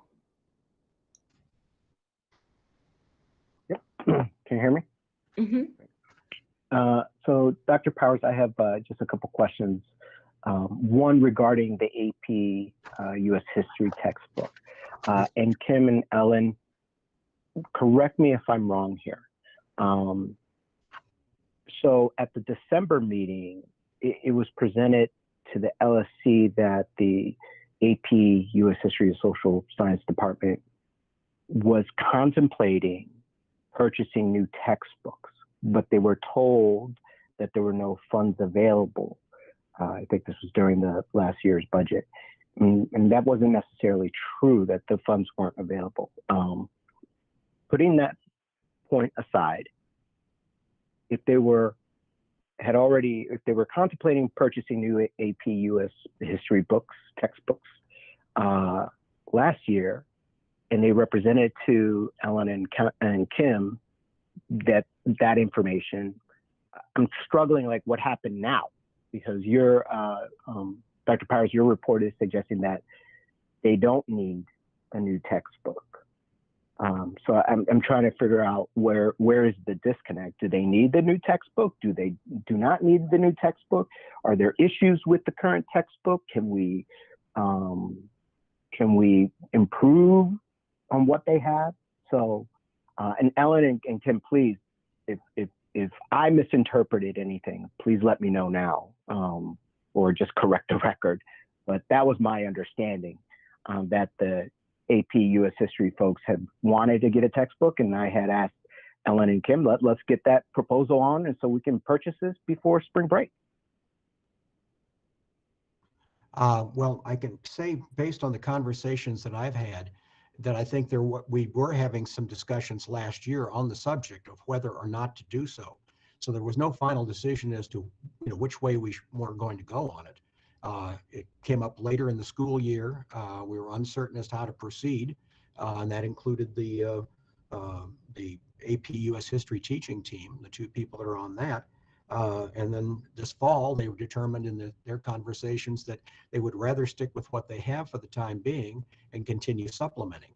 Now, if another text comes along that can address all the deficiencies or the perceived deficiencies of the current text, then that's something for us to look at in the future.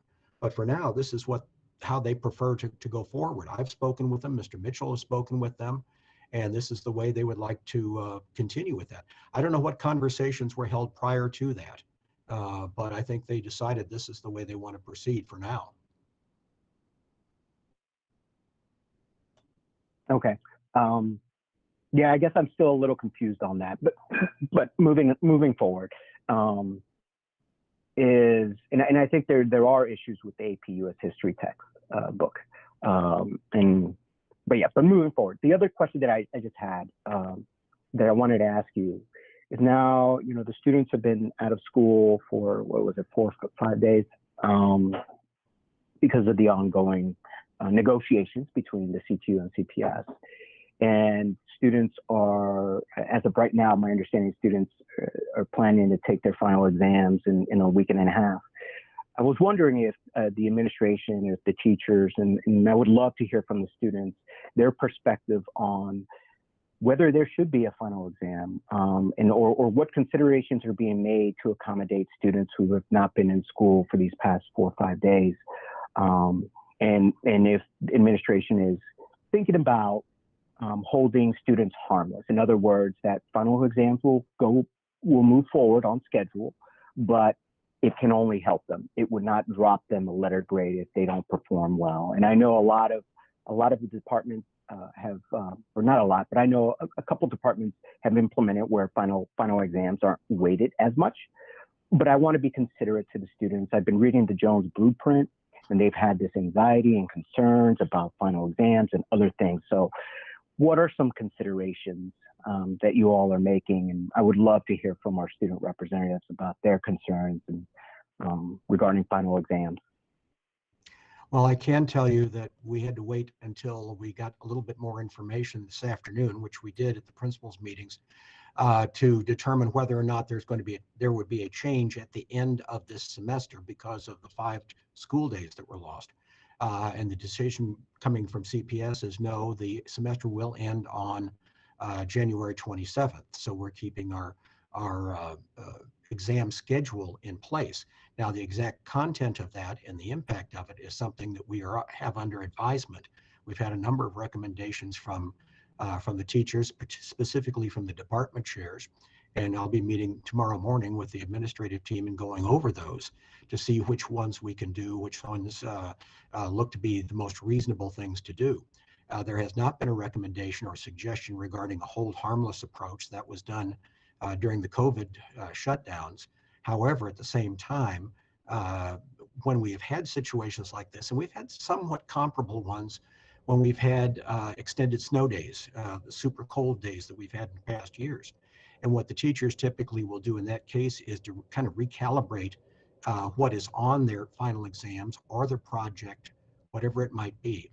The teachers have a pretty good latitude of things to do for some type of culminating project. It can be a comprehensive exam, in which case it would probably not be quite as comprehensive this time around. It can also be a major unit exam coming at the end of the semester. It could be a project of some sort, and sometimes those are going over a matter of numerous school days, spread out going in even before the exam period.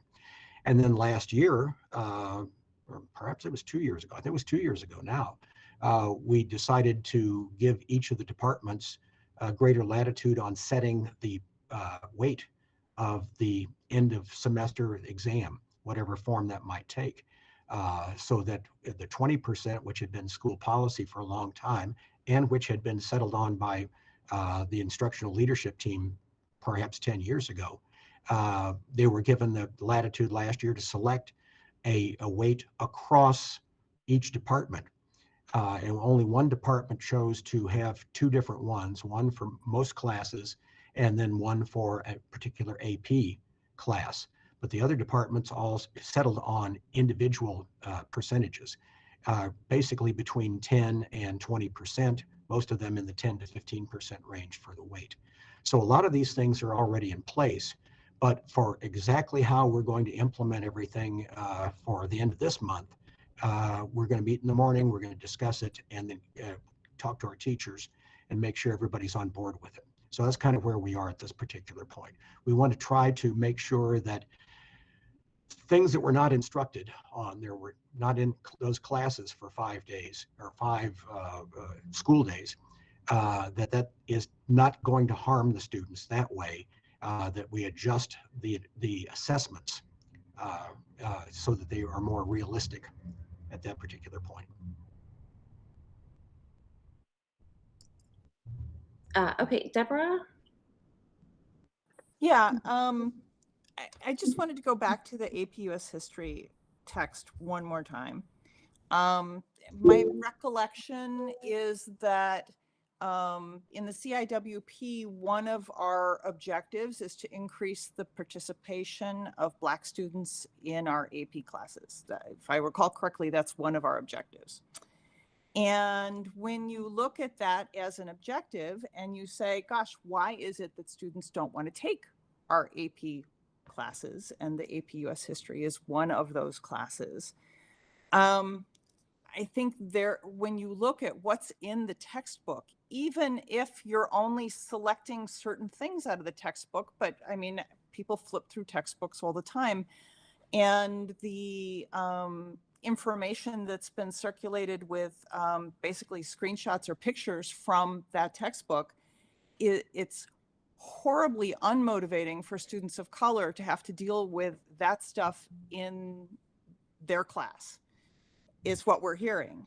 And when we talked about this in November, and I believe you were at the November meeting, Dr. Powers. I was only absent from the December meeting. Right, but I think at the November, or were you, well, at the November meeting, we asked the PPLC leaders, Kim and Ellen, said, let us go back to the social studies department, because we had a lot of discussion about in particular, the AP US history text. And they said they would go back to the department and see, because they may have already looked at it. And when they came to us in December, and Cassie's now posted their written report from the PPLC, what you're telling us, that they don't want a new text and that there's nothing better out there, directly contradicts to what we heard directly from the PPLC report in December. And from an equity point of view, if having more Black students take our AP classes, including AP US history, is important, then we really have to consider, do we even want to present that as the textbook? If we think that supplemental materials are the way to go, maybe we just drop having a textbook. But they came back and said, we wanted a new textbook, and we were told we can't have it because there wasn't enough money. And we waste money on all kinds of stuff with regularity around here. And that's why I believe I was the one who said, please come back next month with a proposal. We'd like to see it.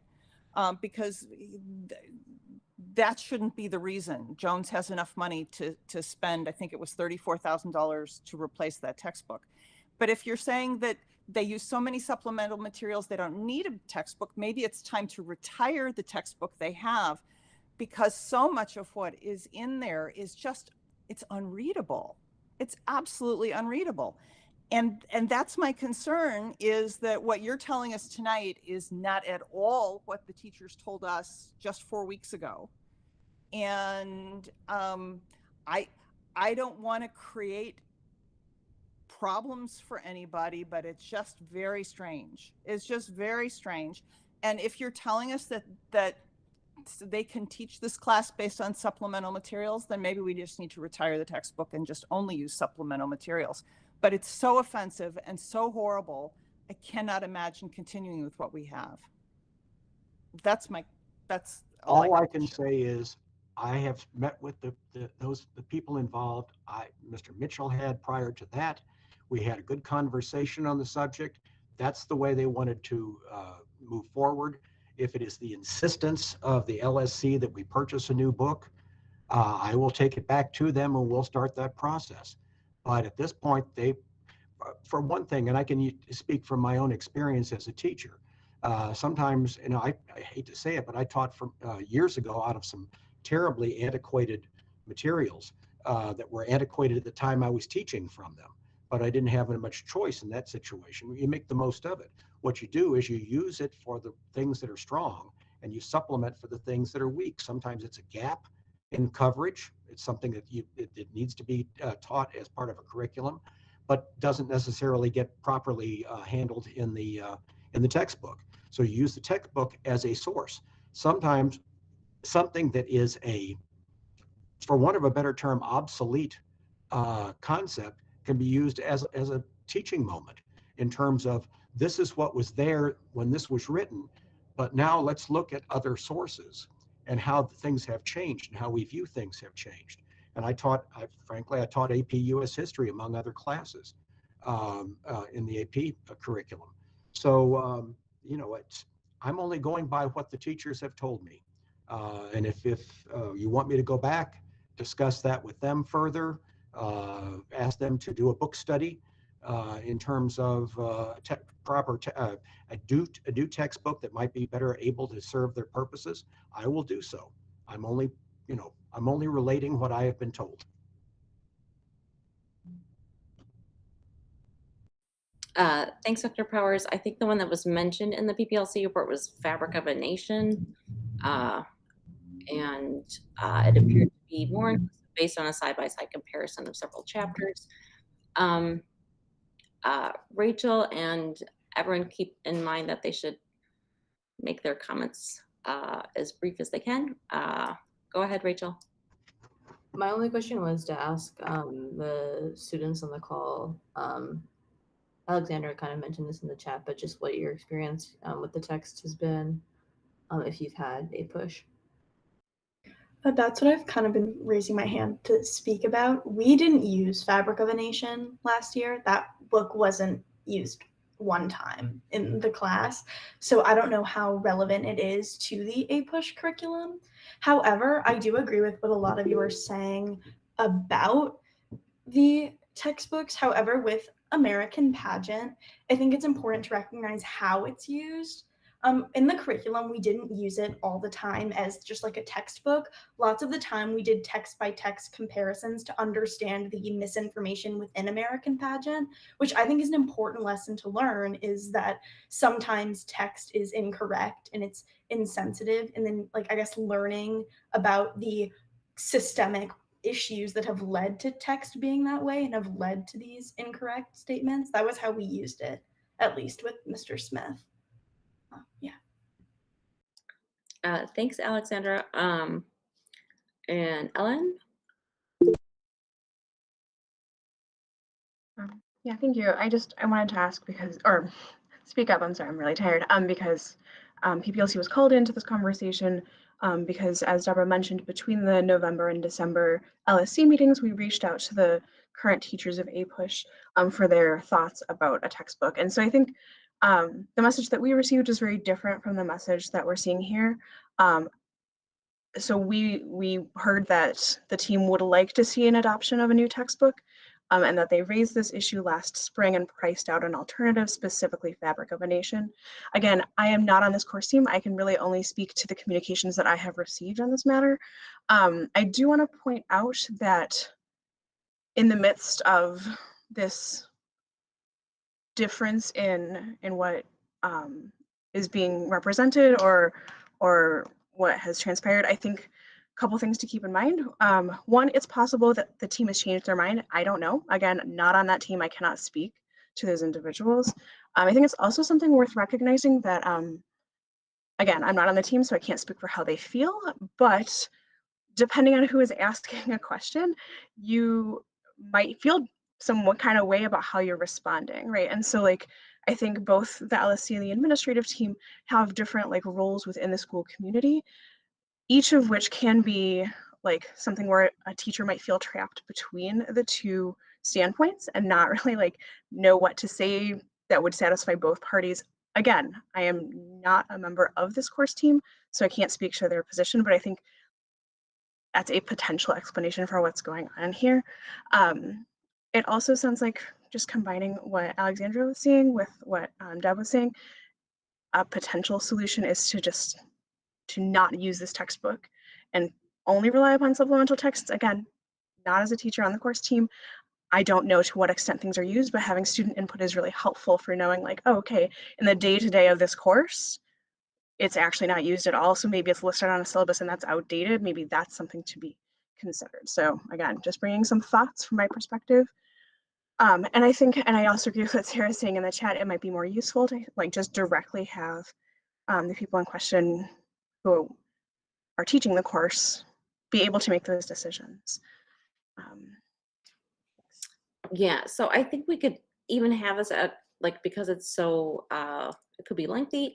And I think actually looking at some of the stuff in the book is informative in terms of like the urgency to not present it as a definitive textbook for the class. I think there's also constraints in terms of the SA or the College Board program. You got to have your AP class certified, that it has all this stuff, and they could require you that you have a textbook.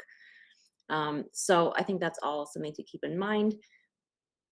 If the equity committee wanted to put this on their agenda and have that as their discussion, I think that would be more realistic because we're already talking about a lot of stuff to put on the February meeting. And that way we can, yeah, have the APUSH team there as well. And I think that would be the best next step for this issue. William, do you have anything beyond the fact that we can move it to the equity committee? Yeah, I would just say it's really important to include the teachers who are teaching this in this discussion. I have enormous faith in both members of the AP US History Department that they would make a decision that is best for their students, both in terms of inclusivity and in actual material. I would also repeat what Alexandra said, which is that The text is, I mean, I cannot express the sheer volume of supplemental documents that I received when I was in AP US History. The amount of paper in supplemental documents was probably twice all of the rest of the paper in all of my other classes put together. Like, I cannot express fully how much they supplement this. That doesn't mean that we shouldn't replace the textbook, but it does mean that it's important to understand that this is not, they don't teach like this book is the Bible of American history or the authoritative, text on all things U.S. history. But it is probably most important to consider the perspectives that these teachers have. And so I would suggest that we invite them, as well as any student participation, students who feel particularly strongly about this, to our February meeting, or to the, if you would rather have that in the equity committee. But either way, I think us sitting here is not really going to accomplish much on this issue tonight. Yeah, I think we should send it to the equity committee. I do encourage everyone to look at that running record, because I link back to some of the discussions, and we're supposed to have been reviewing the curriculum, and this is the kind of thing that would be reviewed, but it has to be done systematically, and that that has not happened yet. So some of this piecemeal stuff is happening as people are concerned about things on a more anecdotal basis. Or an individual basis. Okay, so I think let's add that for the equity committee. Sorry, equity committee. If you are feeling stuff pile up. Other questions on the principal's report? Ellen? All right, I have a question. I have a lot of questions. Just in general as a human. OST, I got the email communication from Ms. Guevara that we have a form that we fill out if we're planning on providing new programming for the second semester. I just wanted to confirm that what's going on with the programming from first semester. Are those programs by default continuing? I think in her Google Classroom post, she said that teachers should be reaching out to her to let her know that they're continuing. But I just wanted to check in particular because second semester content, as you said, Dr. Powers, is revolving around academic support and mentoring, which is not the case for all of our first semester supports. So I just wanted to clarify that what's going on. Yeah, I can speak to that because I spoke with Ms. Guevara just this morning, as a matter of fact, or yesterday. And again, any program that we're currently doing the first semester, if the teacher or the sponsor, whoever is involved with it, wishes to continue, then we can continue with those things. But adding new things to that, in other words, programs that we're not doing currently, are focusing on mentorship or on academic support of some sort or another. So the funds are there for it. Ones that are first semester, if they wish to continue, they're going to, and new ones for the second semester are going to be on those two focus areas.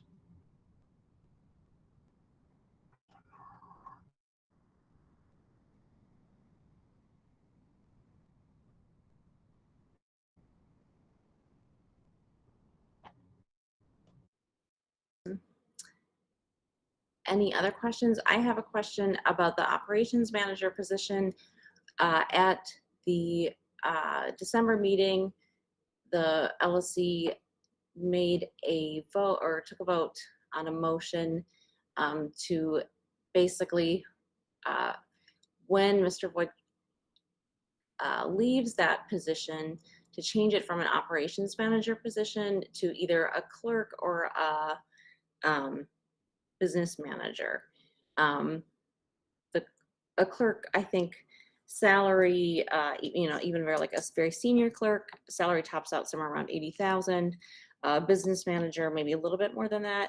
And the operations manager position is 109,000, or that's currently what our operations managers positions are. That looks like what the incoming operations manager, Christopher Burney, is at for Von Steuben. And so the LSC vote last month made that recommendation to close that and downgrade that, in part because a school business manager or a clerk seems to match the roles and responsibilities that we need as a school. Very few schools have 2 operations managers. I think no other schools in CPS have it. Many schools don't have operations managers. Some don't actually have business managers. They do all of this as clerks. And so if you could explain what your reasoning was, the LSC's reasoning was that, that is, easily a $40,000 difference. And if we can, have the same functionality for quite a bit less, that is very important. Especially because we were talking about a directly student-facing position, a culture and climate coordinator. Hiring for that has been hard. If we had increased that to a different level, we could have the ability to pay that position more. And so it's kind of a direct trade-off between these different positions. So an explanation of that would be helpful, and why the LSC's recommendation is being ignored here. Well, first of all, I appreciate the LSC's recommendation, and at one point we had even considered the possibility of changing this to a business manager position, and then potentially to handle the overflow, so to speak, even adding a clerk back in. But looking at the sheer scope of what Jeremy has done over the past 10 years plus, past 12 years or so, it's completely unrealistic to think that a clerk is going to be able to handle that scope of responsibilities for a school of almost 2,000 people. And with all the things that they're involved with beyond simply payroll and accounts receivable and accounts payable and so forth, the responsibilities have gone so far beyond that, and the supporting role that he has played and that position has played has been phenomenal. Yes, we have 2 people who are classified as operations managers. They each, number one, they overlap slightly in terms of supporting each other in their activities, but each of them has a portfolio of responsibilities that goes well beyond what a clerk or even a business manager could do. And I stand by that. It's very important. The recommendation, even though we initially considered that, after further consideration and even on Mr. Voigt's recommendation, we instead decided to go ahead and continue with having an operations manager instead, because to simply get the work done, it's a gigantic volume, and there's just no way around it.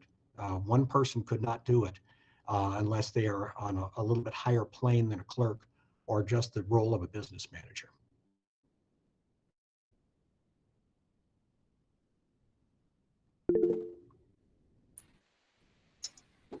Sarah?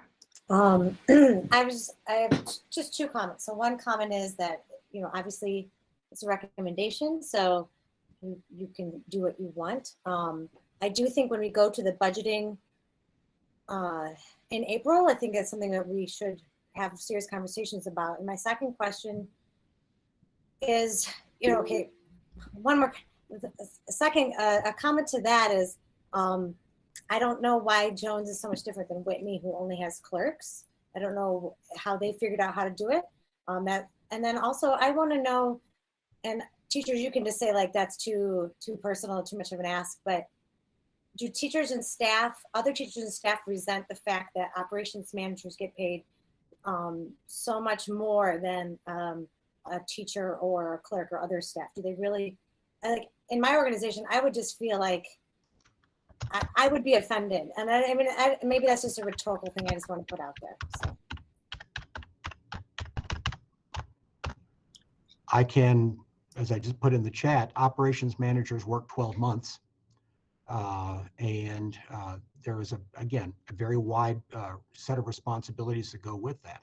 I have never heard anyone complain about that. In fact, quite frankly, I think people find themselves very pleased with the support that they receive from both our operations managers. It's a matter of classification more than anything else. I mean, we have multiple things that we're doing. If another school is using 4 clerks to do the job of 2 operations managers, what's the gain? We have two highly qualified professionals doing that job, and Mr. Burney is a perfect match for that. And quite frankly, if we were to downgrade this to something else, we wouldn't get somebody who could do that work. We just could not. And that's all I can say. I appreciate the recommendation. It's something we even considered for a period of time and actually had posted it as a business manager role. But again, reviewing all the scope of everything that is being done in that office, it's completely unrealistic to not have somebody who is a professional and has the experience and can handle a wide range of responsibilities. And if that is one person as opposed to two people doing it, and that's what it would require, maybe even more than that, or spinning off some responsibilities to other existing staff members who are already overloaded. I'd say it's money well spent, especially for a school like ours.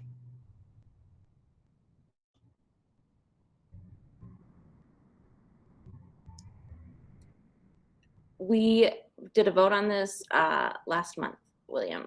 So in terms of a binding vote, that's really the budget vote in terms of voting on what's actually allocated in May in the budget.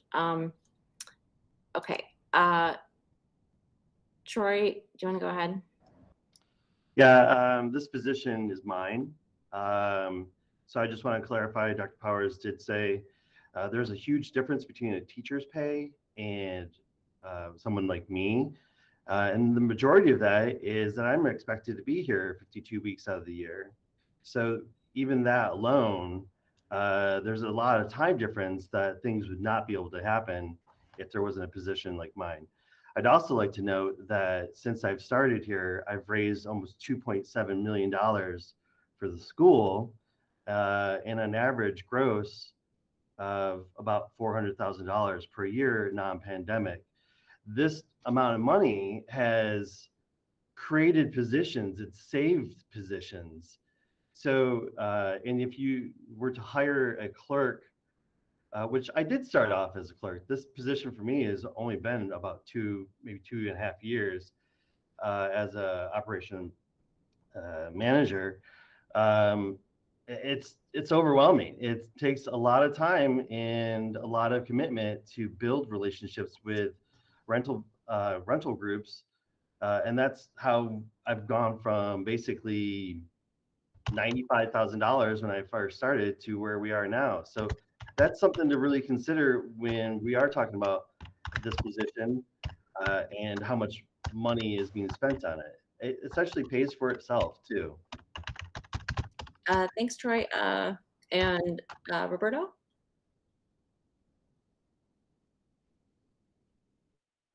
Hey, can you hear me? Yeah. Great. Yeah, so here's what, like, my thinking behind considering either a senior clerk or a business manager and not an operations manager, right? We were in this situation before last year when Dr. Fay decided to, he was given an opportunity to be a principal at another school, and he took that opportunity, and there was this uncertainty about what the budget would look like for the school. And the school decided to go ahead and hire or hire in behind Dr. Fay. And then when budget season came in April, we were in a dilemma, right? We were all of a sudden worried that we would not have the sufficient funds to have 3 assistant principals, 2 operation managers, or chorus instructor. And so we were in a bind, and we were dependent on getting like an influx of money or some sort of earmarked money that would cover that. And that did not happen, right? It didn't happen. And then all of a sudden we're scrambling. And so what I wanted to do with this was like, listen, we're still in a pandemic. We're still not sure how the budget's going to play out. And instead of risking of eliminating positions let's take a conservative approach here. Let's see if we can get a qualified senior clerk or a business manager and save those funds. And if something happens during budget and we don't get the amount that we're anticipating, then we have those funds. We can allocate those funds, right? Dr. Powers, I think your philosophy of like, when we're in the budget process and your philosophy of having like farthest cuts from the classroom, right? But it also means like considering like people's jobs are at stakes, positions are at stakes. So if we're going to do farthest cut from the classroom, it means all of a sudden, like our security guards, it means all of a sudden the people that are working in the office. And so I don't want to hire someone, or I don't want the school to hire someone, and then later on, that position is eliminated. And then during that budget season, we later found out when we didn't have sufficient funds to cover the 3 APs, that the 1 AP position that was going to be eliminated was, if I remember correctly, was Mr. Mitchell's, right? And that's heartbreaking to know that after the fact. And so I just want us to be mindful of the situation that we're in, mindful of the costs that we're incurring, and that really the classrooms, the teachers do unbelievable work, as well as the special education classroom assistants and our security guards and the folks in the front office. And if we can do something to try to make sure that we maintain that stability, we should. And so that was my concern, right? It was the same concern when we had proposed to hire a culture and climate coordinator. The equity committee asked for a director, but there was concerns about cost. So we agreed with a coordinator because it was a less of a cost. Why can't we apply that to this? Yeah. So I think we can wrap this up. I think what would be very helpful is to make sure that we actually have roles and responsibilities for all the administrative staff that are up to date. I think we got them last in May for the budget season. It'd be good to get those much earlier. And the thing is, we're supposed to be making our budget in line with our priorities, and that goes along with the CIWP. And we need to have this stuff ready to go. It's January. May is when we make those votes, and it's really important. So I think I will cut this off, and I want to hear if the students have anything else that it was not covered tonight that they would like to bring up. Please, everyone, make sure you looked at that student report. We don't have a PPLC report. If there's anything urgent from the teachers, please bring it up now too. And I think health and safety, Rachel sent a report around, but that we can put that in the folder for tonight. I think we covered a lot of that this evening. And so students, Alexandra and William, if you have some additional items, please let us know. Should we share our screen and show our report, or taken care of? Yeah, like I think the mask stuff we covered earlier. I think that's an important thing to highlight. Anything you want to just like pull out that, we read it fast. There was only one thing that we really wanted to talk about, and that was, I guess, the stress that these past couple weeks has put on the students, and then I guess the sort of failure to address some questions that have been had, specifically like assignments that were given immediately preceding the shutdown. Like, are those still due at the same time? Or questions about finals, which have been answered now, but mostly assignments and these past things. How are they working? Yeah, the only thing I mean, everything Alexander said, the only thing I would add is that Dr. Powers mentioned earlier that this is going to be a meeting with the teachers tomorrow morning, I think he said. So, oh, sorry, I misheard that or made that up. Either way, that wasn't true.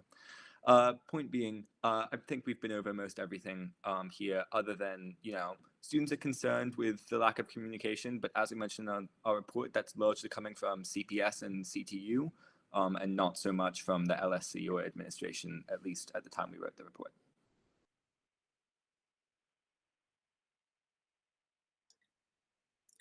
Thanks, William and Alexandra. And yeah, I think any communication that can be given to students and some certainty on how due dates and stuff like that are changing, and encouraging teachers to be flexible given everything that is transpiring is super important.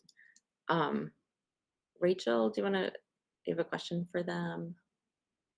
I have a announcement, but I want to wait. Yeah. Great. And Dr. Powers? Just one last word with regard to the operations manager position. If we do not fill this position in this way, we're going to have major difficulties fulfilling our responsibilities in terms of school management. This is not a small set of responsibilities. I will compile all this, I'll provide the information, and I can tell you flat out that we will lose this candidate, whom we've already recommended, if he's going to be simply asked to be a school business manager. He has the kind of experience that we need to continue as smoothly as possible what we have been doing. This is not an increase in anything. If anything, it's stand pat. We had already reduced the main office staff by one position last year, and we're getting by as best we can in that regard. And if we were to make a change in this situation and make this a smaller position, it is simply too large for a clerk, even a senior clerk, to handle in place of the kind of job that's being done. To have one person trying to do that in a lesser position it's not realistic in any way, shape, or form. And I'm finished for the night. Thank you. Thanks. Okay, and I think that is all we will cover tonight. Please, everyone, send me agenda items like the week leading up to the next LSC meeting. I think it will be a good practice if you look in your report and you're like, this needs to be an agenda item. I think that's kind of the ideal thing to do with that. But that also means that we all should be looking at reports and trying to getting reports in as much ahead of time as we can. And Rachel has a last announcement that you want to do. Go ahead. Yeah, sorry, I just want to do this in the meeting just because over email. I'm going to be stepping down as the chair of the Health and Safety Committee moving forward. Can't do it. Had a really great time doing it, but I'm in grad school. It's just a lot. So yeah, I just want to say thank you to everyone who's helped me in the role, and I look forward to the committee continuing. So yeah, the reports for December is in the folder. There's a lot in it, but I just wanted to say that to everyone. Thanks. Thank you for serving as the chair, Rachel. It's a really important committee for so many issues this year. Yeah, and we will put that on the agenda for next time. Ellen, oh, damn. Raquel, you want to give a Friends of Jones report? I know you guys didn't send anything in, so I was like, oh, I did send it in. Oh no, I don't have it. I don't have it linked, do I? That's okay. Yeah, I don't have it. Sorry. Just really, yeah, that's okay. I just really quick wanted to say, since it was mentioned earlier in the meeting, that I missed the committee meeting because a last minute urgent situation came up with my student and her IEP, and that's why I missed the equity committee meeting. And then also at another committee meeting, there was a situation, and I just wanted to apologize to Deborah for that situation because I wasn't conveying my point effectively. And as she spoke, I spoke over her, and I felt like I was on the road to being volatile, and I don't think being passionate, you need to behave like that. So I am sorry, Deborah, for that.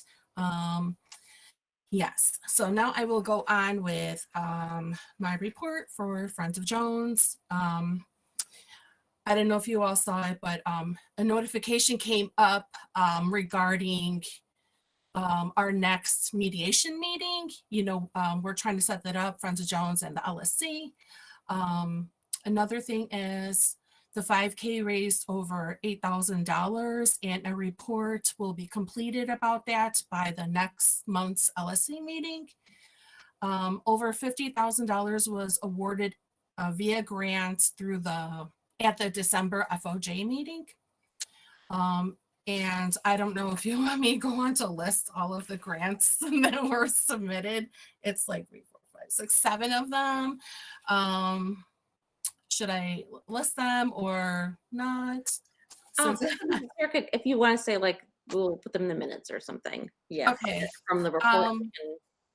Okay. So the Minecraft Club asked for a grant for a 1-year. I just meant, like, Raquel, it's like, if you want to highlight one, that's fine, but we can add them to the minutes for the record if you want. Without. Oh, I got you. I'm sorry. Yeah, but Sarah says she needs access to the report. Oh yeah, the front of Jones has those extra safety things on there. So I will email that from my computer, which shouldn't have all the safety measures on it. Yes. Okay. And we were asked for 2 grants for the cluster program and diverse learners.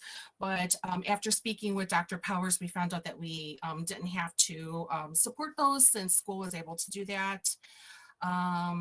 I will be hosting a quarterly Friends of Jones Town Hall meeting, and I would like to do that before the next LSC meeting. So you all should be hearing about that soon, since I'm hoping like this month that will happen.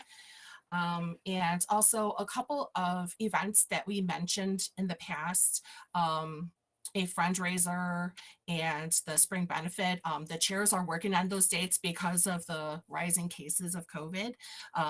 So as soon as we could settle on a date, then, we'll let you all know. Planned events, our board meeting is this week on Thursday.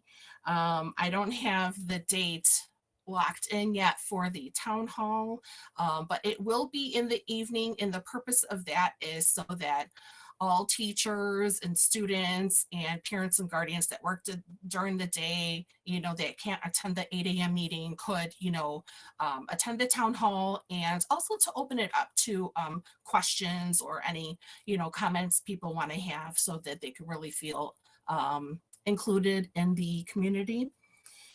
And that is it for my report. So thank you.